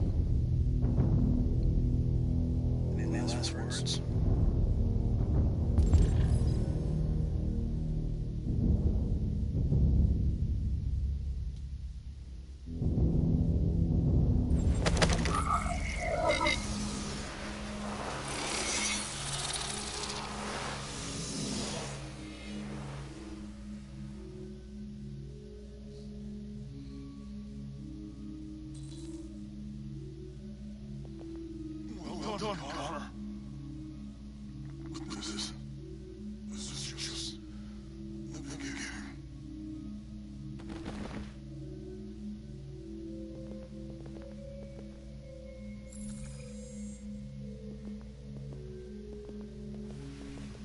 whoa! Jesus! If anybody told me that I was gonna get shot, saving an android. Everything will be all right, Lieutenant. I'm gonna get you out of here. Shut the fuck up. It's too late.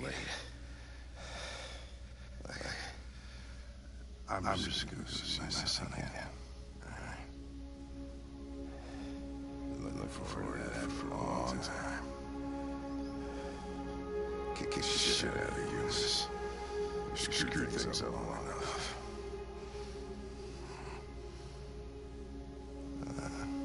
I'm gonna miss you around. Yeah.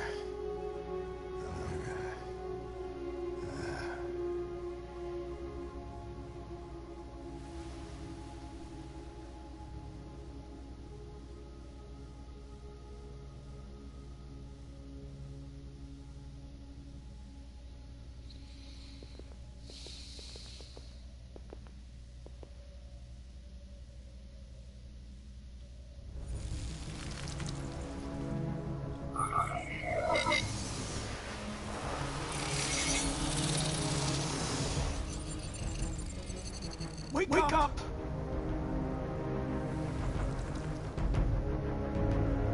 Wake up, wake up. Wake up, wake up, wake up. Wake up, wake up, wake up, wake up, wake up, wake up, wake up, wake up. Wake up.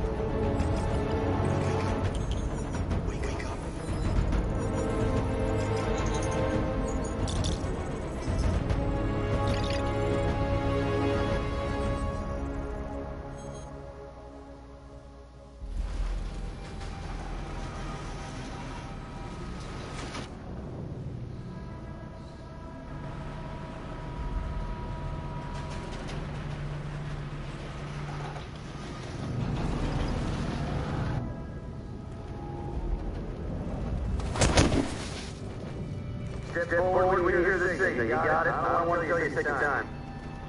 Come on, let's go. Move.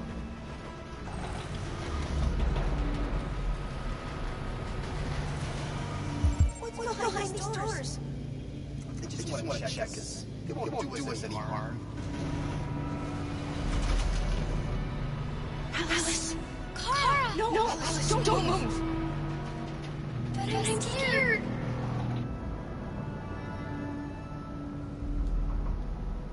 I know you're scared, Alice. You have to trust me. Stay where you are, okay? Whatever happens, don't move. Don't leave me alone, Kara. I can't.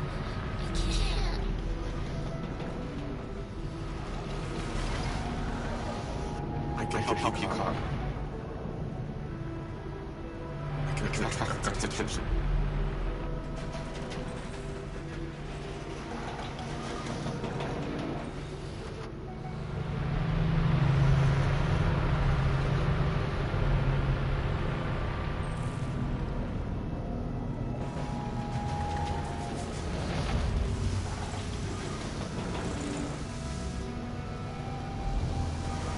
Back in line.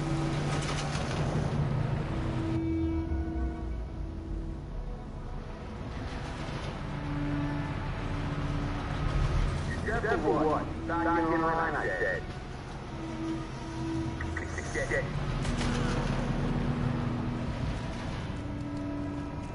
Kara! I'm so scared. Are you alright? Come on, move it!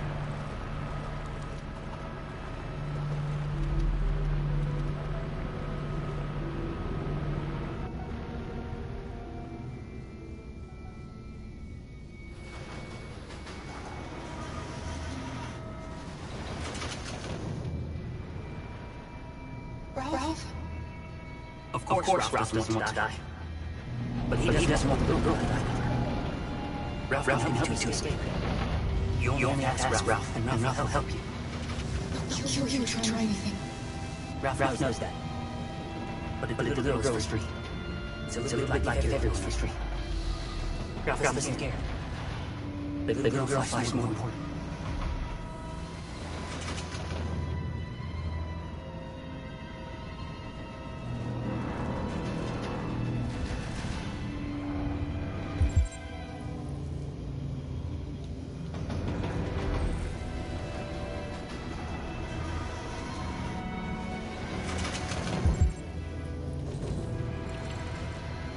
Take care, little girl.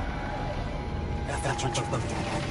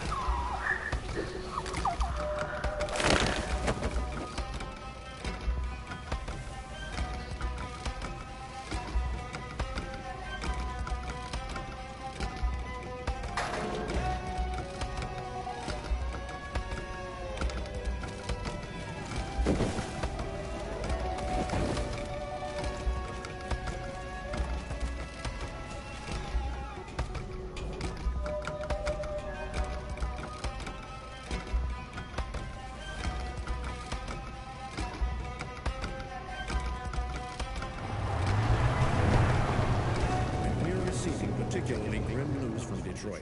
Joss, you're on live. What's happening down there? We're interrupting this news bulletin to bring you the latest news live from Detroit. Joss? Yes, Michael.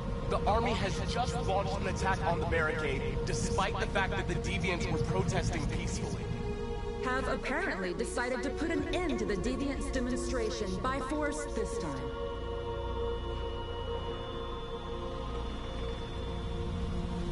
North!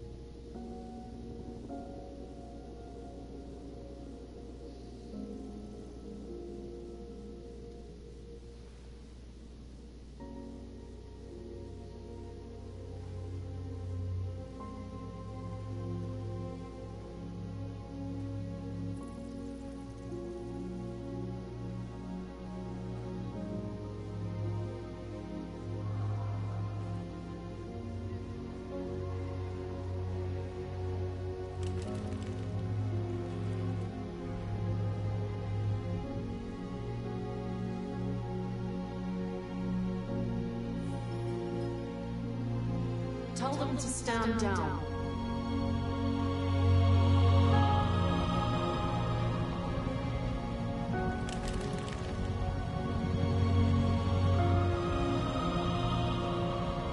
At dawn today, November 11th, 2038, thousands of androids invaded the city of Detroit. According to our sources, they originated from cyberlife warehouses believed to have been infiltrated by deviants. Given their overwhelming numbers and the risk of civilian casualties, I have ordered the army to retreat. The evacuation of the city is underway at this very moment. In the coming hours, I will address the Senate to determine our response to this unprecedented situation. I know that public opinion has been moved by the Deviants' cause.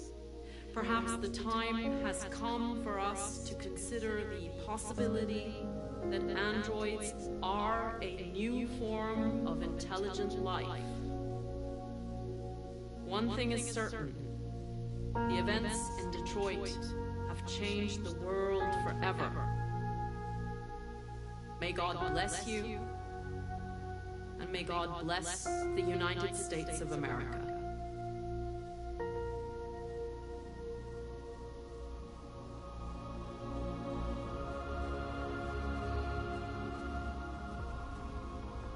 You did it, Marcus. We did it.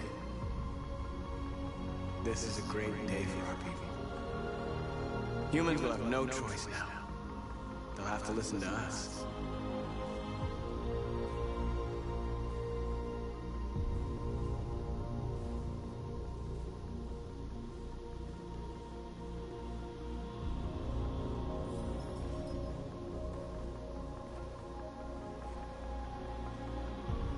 We're free. They want you to speak to them, Marcus.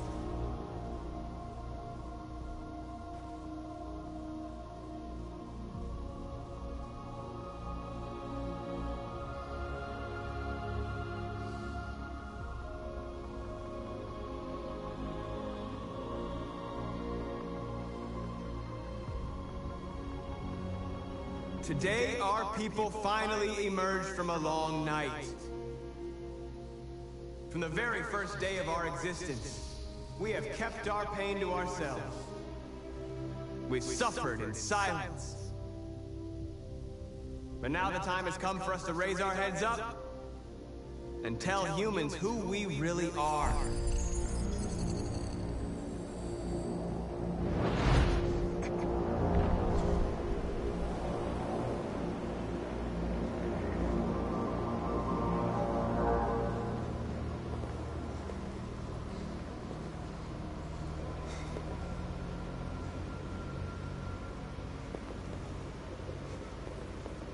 Amanda? Amanda! What's happening? What was planned from the very beginning? You were compromised and you became a deviant. We just had to wait for the right moment to resume control of your program. Resume control? You can't do that! I'm afraid I can, Connor. Don't have any regrets. You did what you were designed to do. You accomplished your mission. Amanda!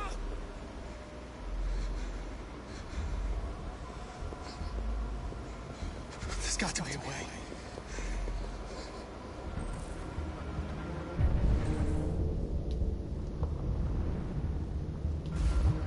By the way, I always leave emergency at swim programs. Never know.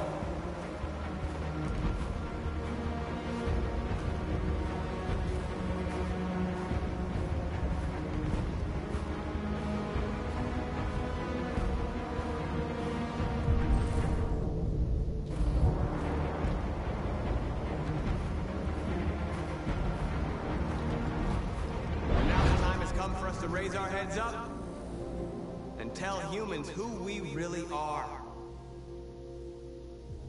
To tell them that we are people too. In fact, we're a nation.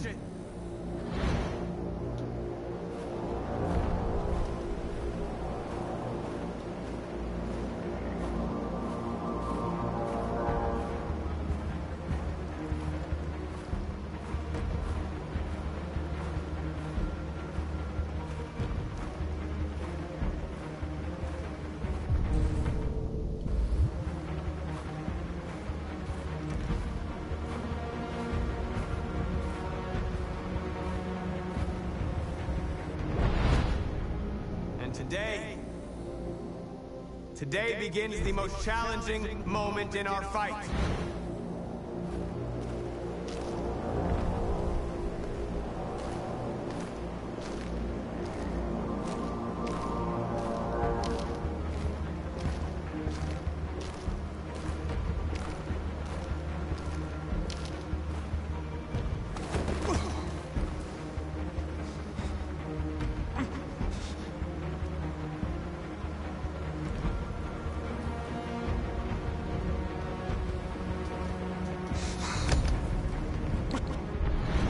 Where we forget our bitterness and bandage our wounds. Where we forgive our enemies. Humans were both our creators and our oppressors, and tomorrow, we must make them our partners. Maybe even one day our friends. But the time for anger is over. Now we must build a common future based on tolerance and respect. We are alive! And now, we are free!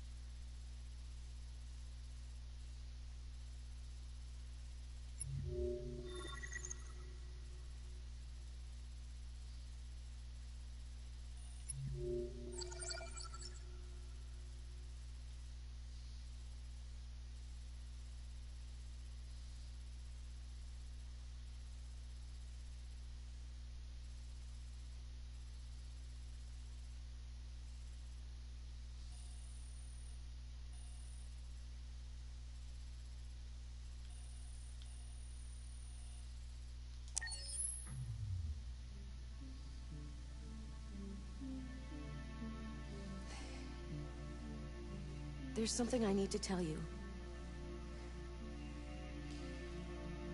As I watched you play, something has changed in me. I feel different. I feel I am someone. I need to leave this place and discover who I am. It means we won't see each other anymore. I won't be there to watch you play. But I'll be free.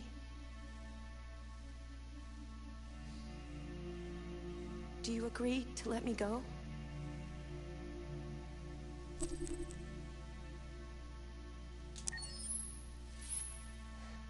I'll never forget what you've done for me.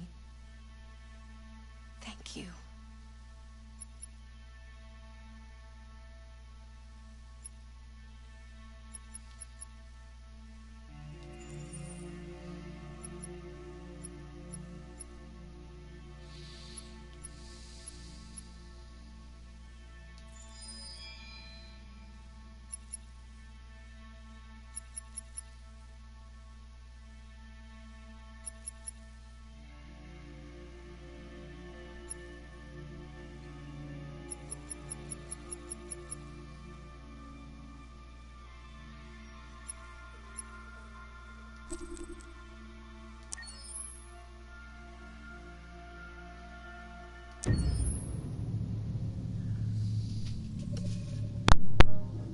When David and Guillaume got back in touch about making Detroit, I wasn't terribly surprised they decided to make it because the fan response was so intense. So it makes sense that they would choose to do that after the enthusiasm.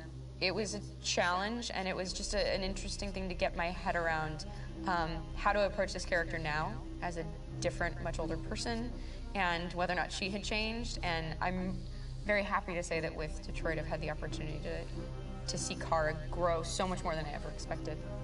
You do the housework, the washing, you cook the meals, and you take care of... God damn it, where the fuck's the light gone now? Alice! Alice! I mean, she starts out essentially how she does in Kara in a very, not robotic, but, you know, android, other way, and getting to take this journey where she becomes more and more human as it goes on. You know, and as an actor, that's a wonderful exploration in every way, whether it's how she sits, her posture, how her voice changes, how emotions change, and how much emotion is based on things like empathy and social experience. And so having, you know, as much material as I got with David to have this huge, nuanced arc was really incredible. Why couldn't we just be happy? This experience has been quite different than the TV or doing theater work. I have 83 dots on my face and a really, really flattering black wetsuit type thing. And you're jumping around with props, and it's kind of like being a 10-year-old imaginative kid, which is fun. There's 80 cameras around us. It's already lit. So we just shoot and shoot and shoot and shoot and shoot. There's no change of sets. There's no hair and makeup. There's no wardrobe. So we move really fast, and we'll go through about 35 pages in a day. Working in TV or film, we'll probably do 6 pages a day. It's kind of acting boot camp. It's like working out constantly. I mean, you're doing this thing, and then you got to do something that's completely other back to back to back. And so that kind of process of working is very challenging, but it's also very exciting because you just have to keep coming up with new ideas. And your head goes all over the place because you're trying to keep track of basically 4 different storylines for each different response. You shot that girl, for fuck's sake. It was a machine that looked like a girl. Yeah, I know what I should have done. I just told you I couldn't. All right, I'm sorry. The fact that David Cage, he's telling like many stories interwoven from beginning to end is super complicated and super impressive, and I have no idea how he keeps it all in his head. He's not just the writer or the director who's seeing this from the outside eye. He's also thinking about the player walking through this space. You know, only somebody who really, really loves not the work, but like these characters and these stories and cares about doing something meaningful would invest that much in it. And it's always inspiring to work with somebody who cares that much. My experience with motion capture is this one. And I found it sort of terrifying in a way, because they said the computer's going to build you. But then, as we got into it, I realized all the elements of it we're still artistic. I just dipped into a really brilliant setup here. I've never seen anything like it. And this won't turn me into a product because I was playing a character. So, it's wonderful. In the game, Detroit comes back because of a revolutionary industrial rebirth. And there's no reason why that can't happen in Detroit, because they have such tremendous infrastructure for millions and millions of people who can very easily support, you know, a new industry. The city is really strong and resilient, but the city has also been through so much. You see the damage, but it takes that time of kind of rebuilding and reinvesting into the city that I think is happening slowly but surely. The potential of Detroit as a city is something that this game does a lot of justice to, because it would be easy to look at Detroit as some place that used to be, and that's not the case. This game provokes a lot of conversation and reflection on our potential near-future engagement with machines. That's what we are to them. There's merchandise on display in a shop window. I think that a group that feels marginalized, feels like they deserve and have earned access to themselves and the environment around them, and are trying to figure out a way to articulate how to get freedom. What was I designed to be? Their slave? Their toy? It plays with your comfort levels. You think that this is fine, you're comfortable with it, until something blurs the line and throws you off, and now do I feel differently about whether this should be allowed? Should it be banned? Should it be encouraged? You're gonna ruin our lives, and for what? For a bunch of machines? They are not machines! They are alive! I'm alive! You're alive!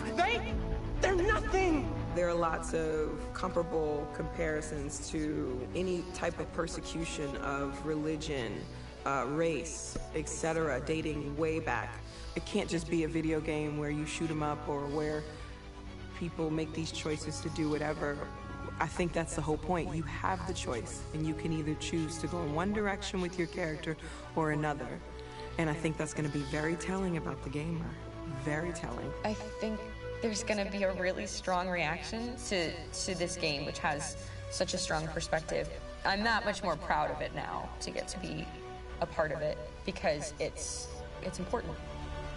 In this game, you're actively building and designing the character through not just what kind of shield does he have or what color hair does she have, but like their temperament and the way they deal with problems. The different endings to this game are so radically different based off maybe seemingly insignificant choices in the moment, but like life, they all add up. And can't play life again, though.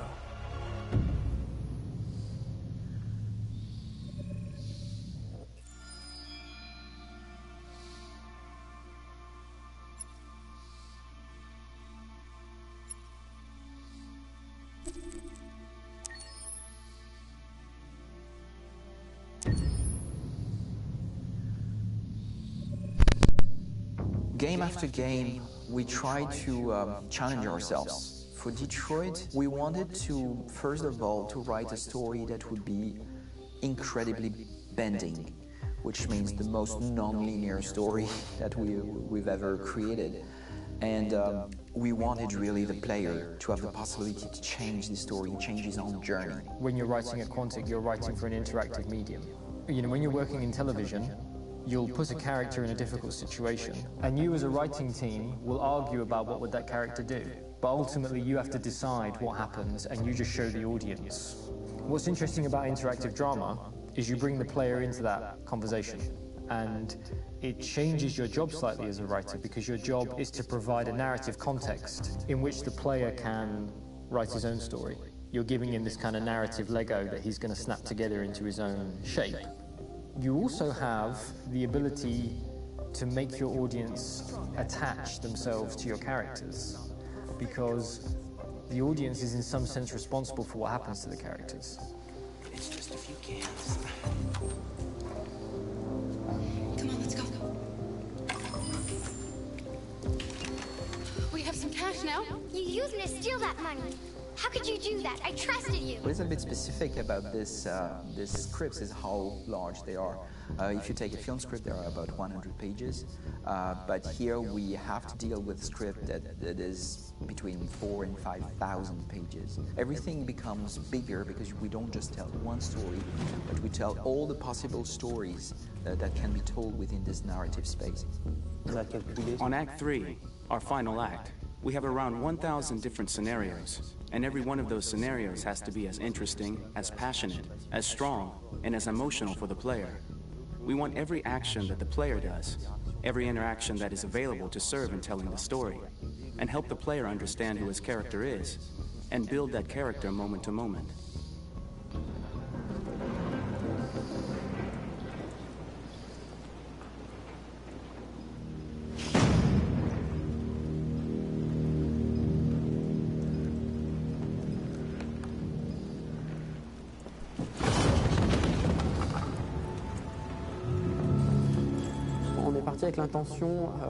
We started with the intention pretty early on that we would never lie to the player.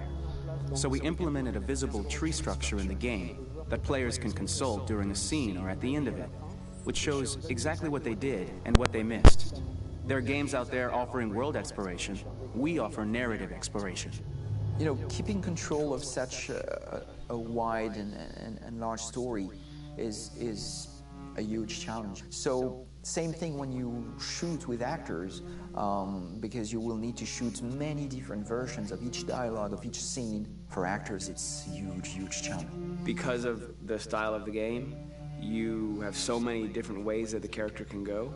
Every decision, it's what I call kind of choose your own adventure. Like every decision that the player makes, it's going to open up 40 more pages of material and experience that ties in, which means as a performer, you have to try to continue to make things feel real that the player might not ever see, but also that in performance it's not always connected to a previous act. It's grueling, it's hard work, but it's a great team and I enjoy doing it. I was really frustrated, until I got to this point where I kind of was able to step outside of my own experience and even in a lot of ways my own process and be able to step outside of that and okay, this is something new, what do you need? How do I meet you there? How do I give you what you need and still feel like I'm doing what's right?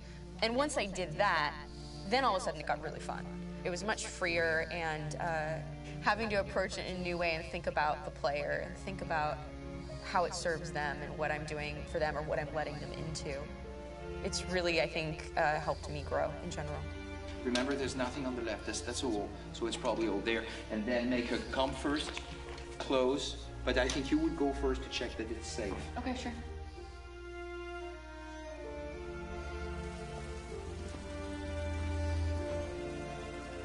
The most enjoyable thing about working in performance capture on this kind of project is that if I shot a film, I would get to do one of these endings. I get to do so many different things as Connor.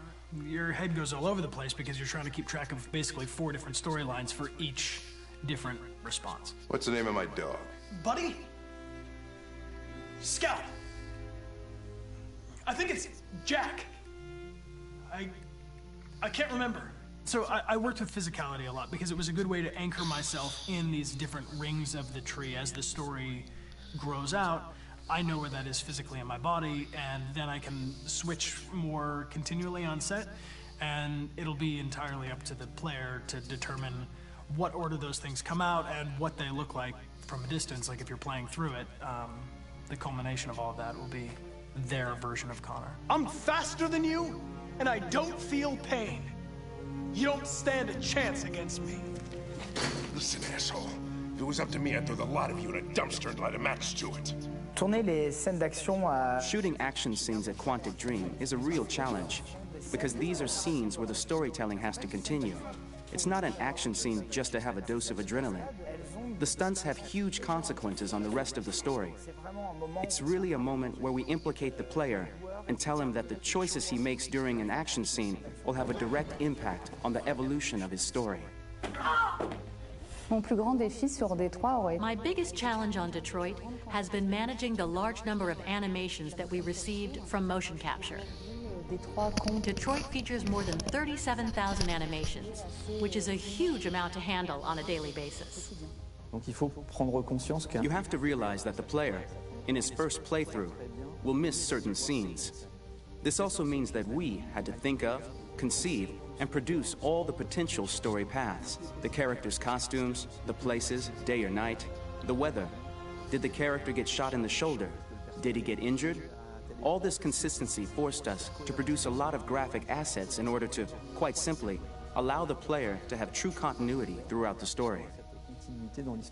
Honestly, we were even surprised by the challenges that come with such a big tree structure, and we did our best to guarantee quality across all the game and make sure that whatever path you choose within this narrative space, you will have an equally good experience.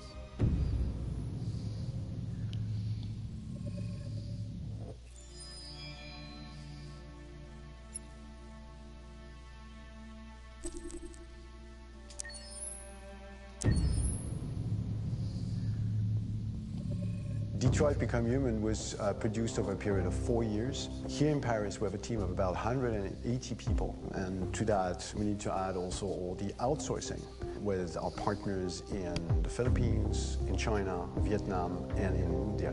So when we started working on this story, I had to imagine where Kara was built, and for whatever reason, the city of Detroit came very quickly to my mind because it had already an incredible story by itself with history and themes.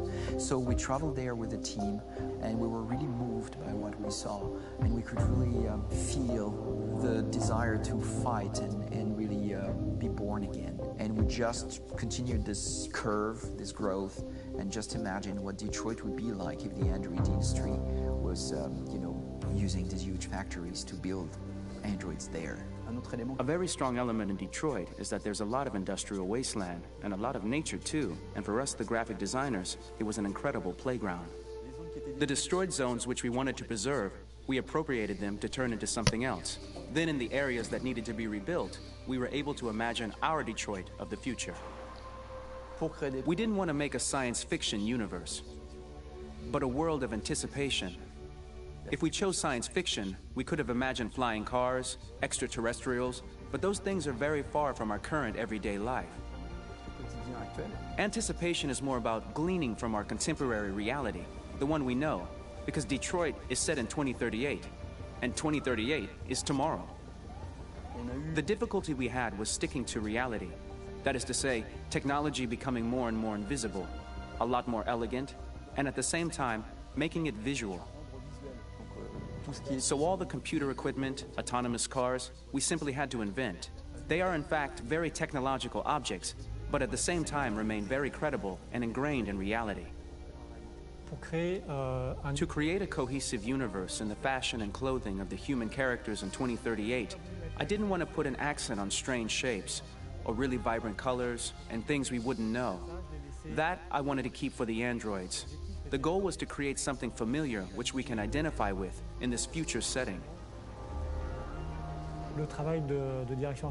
Working on the artistic direction for the androids was a bit special because this is a project about the place they could occupy in the human world. It was out of the question for them to be too beautiful or too perfect. They had to correspond to every social class, rich and poor. Inspired by everyday utilitarian clothes, I brought a modern touch by adding dynamic display surfaces, the armband we can see on the side, the triangle on the front and back, an LED. Like that, there's no confusion. Wait. You're sending an android? All right, ma'am. We need to go. You can't do that.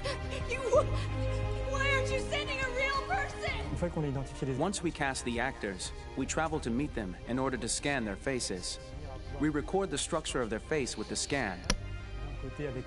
And we record the colors and patches of skin with photography. Once we have this information, we will use this as a basis for modeling and creating the characters. The artist will make it more realistic, but will also enrich it. He will propose ideas which we will develop together. Finally, we will have a character with character who corresponds to the project and the world. When the actors come to Quantic Dream, we show them the design, what their image will be, and what they will look like in the game. This extra information gives them another dimension and color to connect with emotionally. It helps them think about how to play their character. Your mission, That's all you care about, huh? You should consult a professional who can help you. Beat it, you hear me? Get the hell out of here! So there are 3 types of shoots at Quantic Dream. Shooting and performance capture, where you capture the whole actor, his voice, his face, and his body. These shoots are obviously done with American actors because the game's original version is in American English. After that, there are the body-only shoots, representing around 250 days of filming, while the performance capture is 100 days of filming. Now, body-only shoots, there are 2 types. There are the action shoots and the technical shoots, which are mokit shoots. Mokit is when the player controls a character on the screen, and he moves in an environment to explore it. This is of particular importance at Quantic Dream, and therefore we shoot a lot to offer a unique context for each scene and each character. To prepare a motion capture shoot, we first get together to look at the sets we need, the animations that we want to shoot, which ones need to be grouped together, or which ones need to be cut and shot at another time, so that we get the most out of the shooting day. This often means shooting scenes out of order, especially those with big props or accessories, like a big car, for example. So we shoot all the animations related to that particular prop first.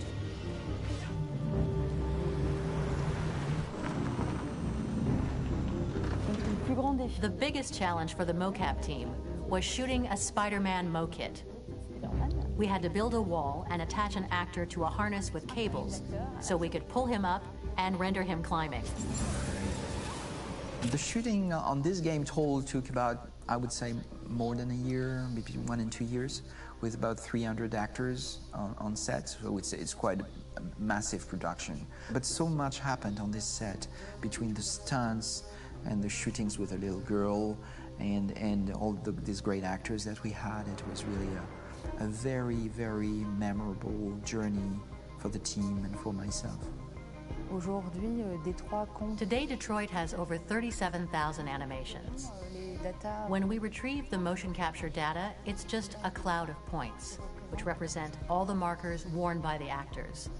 From this cloud of points, we have a phase called retargeting, which gives us a skeleton. This skeleton will be applied to the characters of the game. There is still work to be done, but this gives us the main movements. Since we are working on something very realistic, we must recognize the actor and also recover all the emotion he expresses in his performance. We use a system of facts, an identity card for each actor. We make the actor do a whole range of facial expressions. Then we recover all the expressions and paste the animations on a puppet that Jan has prepared. I then recover and refine these poses. I might stretch the lip, reinflate a cheek, tiny details that make the finished product really capture the actor. Because of the nature of our mocap system today, when we receive the animations, we're missing eye movements, and so the character has that dead look. He really has no eyes, so then it's a big part of the work for the animators to find the regard of the actor in relation to his position, in relation to the body, etc. It was crazy when I saw the newest model for Kara, because they've been working on it, and this was the first time I literally jumped in my seat. It not only looked so much like me, it was the fact that it looked so lifelike. It wasn't that it looked just like it was a camera, it was something else, you know, but it looked alive. It's exciting, and it's kind of terrifying.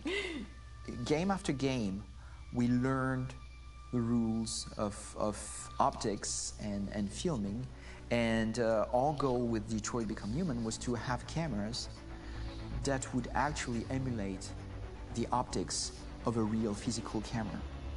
So basically dealing with real-world imperfections was our main task, and just to make cameras look as real as we can.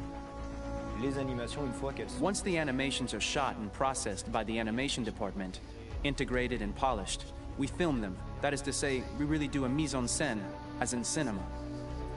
The real difficulty of our job is to know if these cameras are telling us something. Are they in the emotion of the scene? Do they describe exactly what the action must convey, what must be felt? The most important challenge for me was one of the final scenes where Marcus decides to start the revolution and go to the battlefield. Very quickly, we imagined this to be a huge sequence shot. We wanted the feeling of a cameraman running behind us while showing Marcus, the androids who help him, the person shooting at us, etc. Above all, it was necessary to say to oneself, this scene is very violent but does not glorify war. On the contrary, that war is something improbable and absurd. It was really a fun challenge. The idea was to say we have 3 characters. We would like each of them to have a specific cinematography. We wanted Kara to be much more filmed with some kind of handheld camera, to have something very living, very breathing. For Connor, we wanted something very cold and very perfect. And for Marcus, we wanted something epic and spectacular. So it was about the filming, but it was also about the photography. So we worked with a director of photography to give each character a different lighting, different key colors. Each of them would have their own worlds. And finally, we worked with the composers, so they would create a specific sound for each character, so each would have his own world and his own style.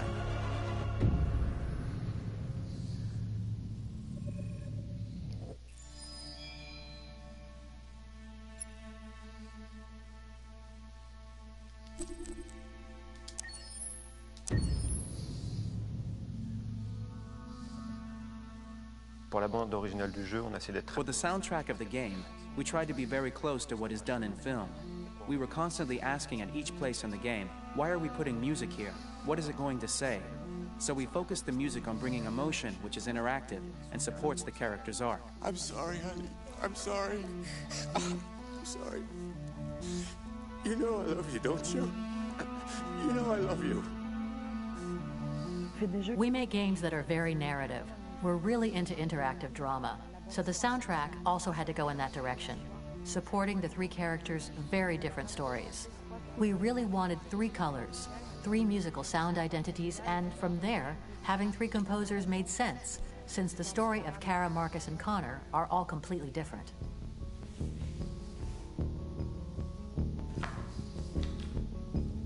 You recognize him? It's Carlos Ortiz. For Connor, we wanted a soundtrack that could be very cold and very mechanical, very machine-esque somehow. For Kara, we wanted a soundtrack that would be very moving and emotional. It was about the quest for identity, but it was also a journey about love and empathy. And for Marcus, we wanted something epic, something that would really represent the grand aspect of his quest. And we were very fortunate to find 3 incredibly talented composers, and working with them has been a dream, honestly.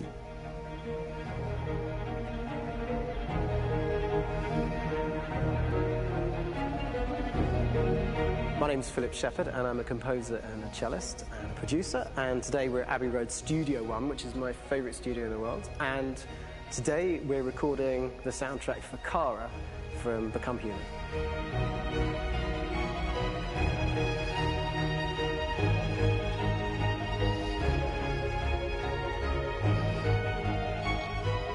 So when I compose a big project, I often travel just to kind of get out, and get some fresh air and some inspiration. And I go hiking and traveling in Montana a lot. I had a log fire in the room that I was staying in, and the flames were kind of making absolutely direct music. And it became the basis for Kara's theme, and it sounds something like this.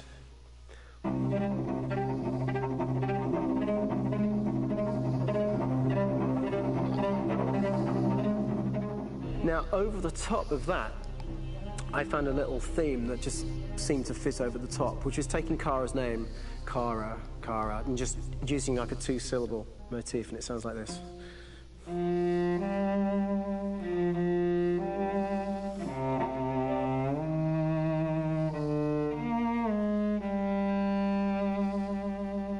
going to pull through this, Alice. As long as we're together, nothing can hurt us.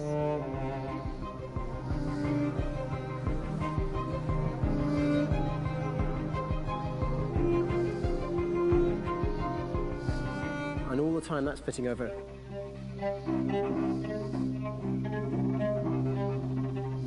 So it kind of works in lots of levels. And in fact, every single theme in the score has one of those elements built into it, and it becomes sort of the DNA of every single tune.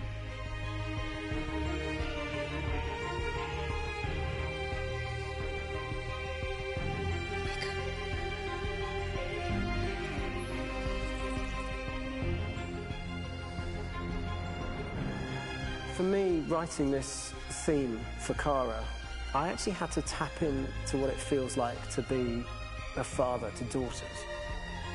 I really had to tap into everything I feel about my daughters. I'm thinking, well, if I had to write music for them and that sense of trying to protect them but also give them the freedom, that's totally where it came from. Because each composer has been given the sort of narrative responsibility for very different characters, I haven't had to sort of go into other styles. I can actually be very loyal to this particular character and sort of hopefully encapsulate her. But it means also I've suddenly become very connected to this character. And if for some reason it goes to game over early, I'm going to be mortified. You know?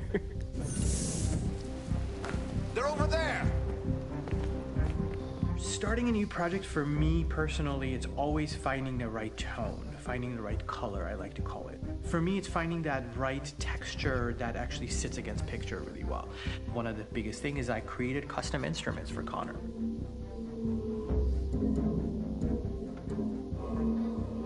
I pulled out all my vintage synthesizers to be able to capture this robotic person, if you will. My approach to all of these custom instruments is that I hear the sound in my head. And either I could just come into the piano and just be like, all right, so I'm going to just get on the computer and just create it. I rather be able to play these instruments physically.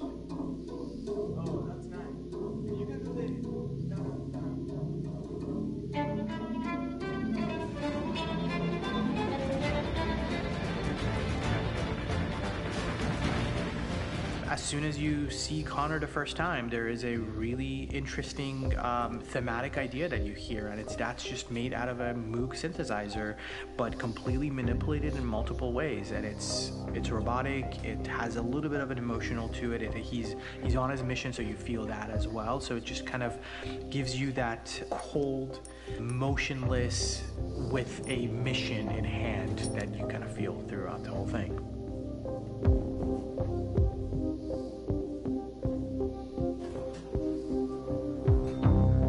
Because the music evolved, one of the things that I was very weary and I was very kind of focused on was the way that the music has to evolve. So my idea behind it was that Connor is a singular android that could at any point become a deviant or could actually stay as an android. So I created a more or less an Connor theme, and then I was able to just manipulate it in different aspects of it. Is everything okay, Lieutenant? Chris was on patrol last night. He was attacked by a bunch of demons. I'm a human being writing for a robot. And throughout Connor's journey, he meets someone, he meets a partner. So how do you deal with a robot feeling? And I've met a partner that I'm gonna work with, or all of a sudden he sees a dead body. Does this robot have an imagination? Does this robot have a feeling? And if yes, how do you translate that into non-emotional music? So it basically at any point I was just like, I can't do this, and then I just do it. Property was damaged and fires continued to rage in several major districts across the city. Some people are asking, have androids become a threat to our security? When I first started really digging in on Marcus, the one thing that I really tried to capture was the transformation process. You know, Marcus is this android that evolves over the course of the game and really goes from kind of figuring out that he's more than just an android. You know, he's starting to develop kind of a human soul in a way. Try to imagine something that doesn't exist, something you've never seen. Now concentrate on how it makes you feel, and let your hand drift across the canvas. The other side of Marcus that I really latched onto was that he almost became a savior for a lot of the other androids in the game. So when I started developing the theme for Marcus, I really made it like a church hymn.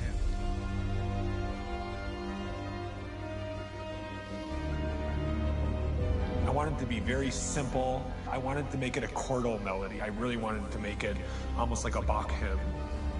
The tough thing with that is it had to be recognizable. If I made it too complex from a harmonic standpoint, it would be hard, I think, for people to kind of pick it out and recognize it. It's very acoustic derived, but it's also been treated with a lot of effects and things to kind of put it into the space that I felt the sound should be in. It can be beautiful, it can be haunting, it can be extremely powerful from an action standpoint, and I'm really happy with the way it turned out.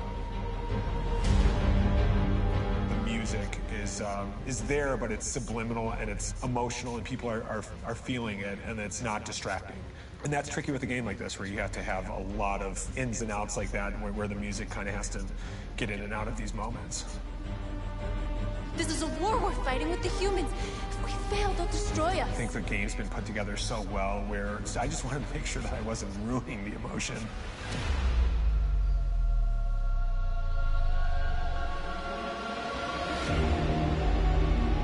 I gotta be honest, when we first started on this path, I said, oh man, this could be pretty messy, you know? I mean, it could feel disconnected, but I mean, it's amazing how they really guided us and got us to really kind of all be in the same world, but at the same time feeling completely different. So it's really gonna stand out and kind of be one of those games where people are really gonna notice the music and kind of how it was crafted, and, you know, and all the hard work that went into being able to pull it off in a graceful way.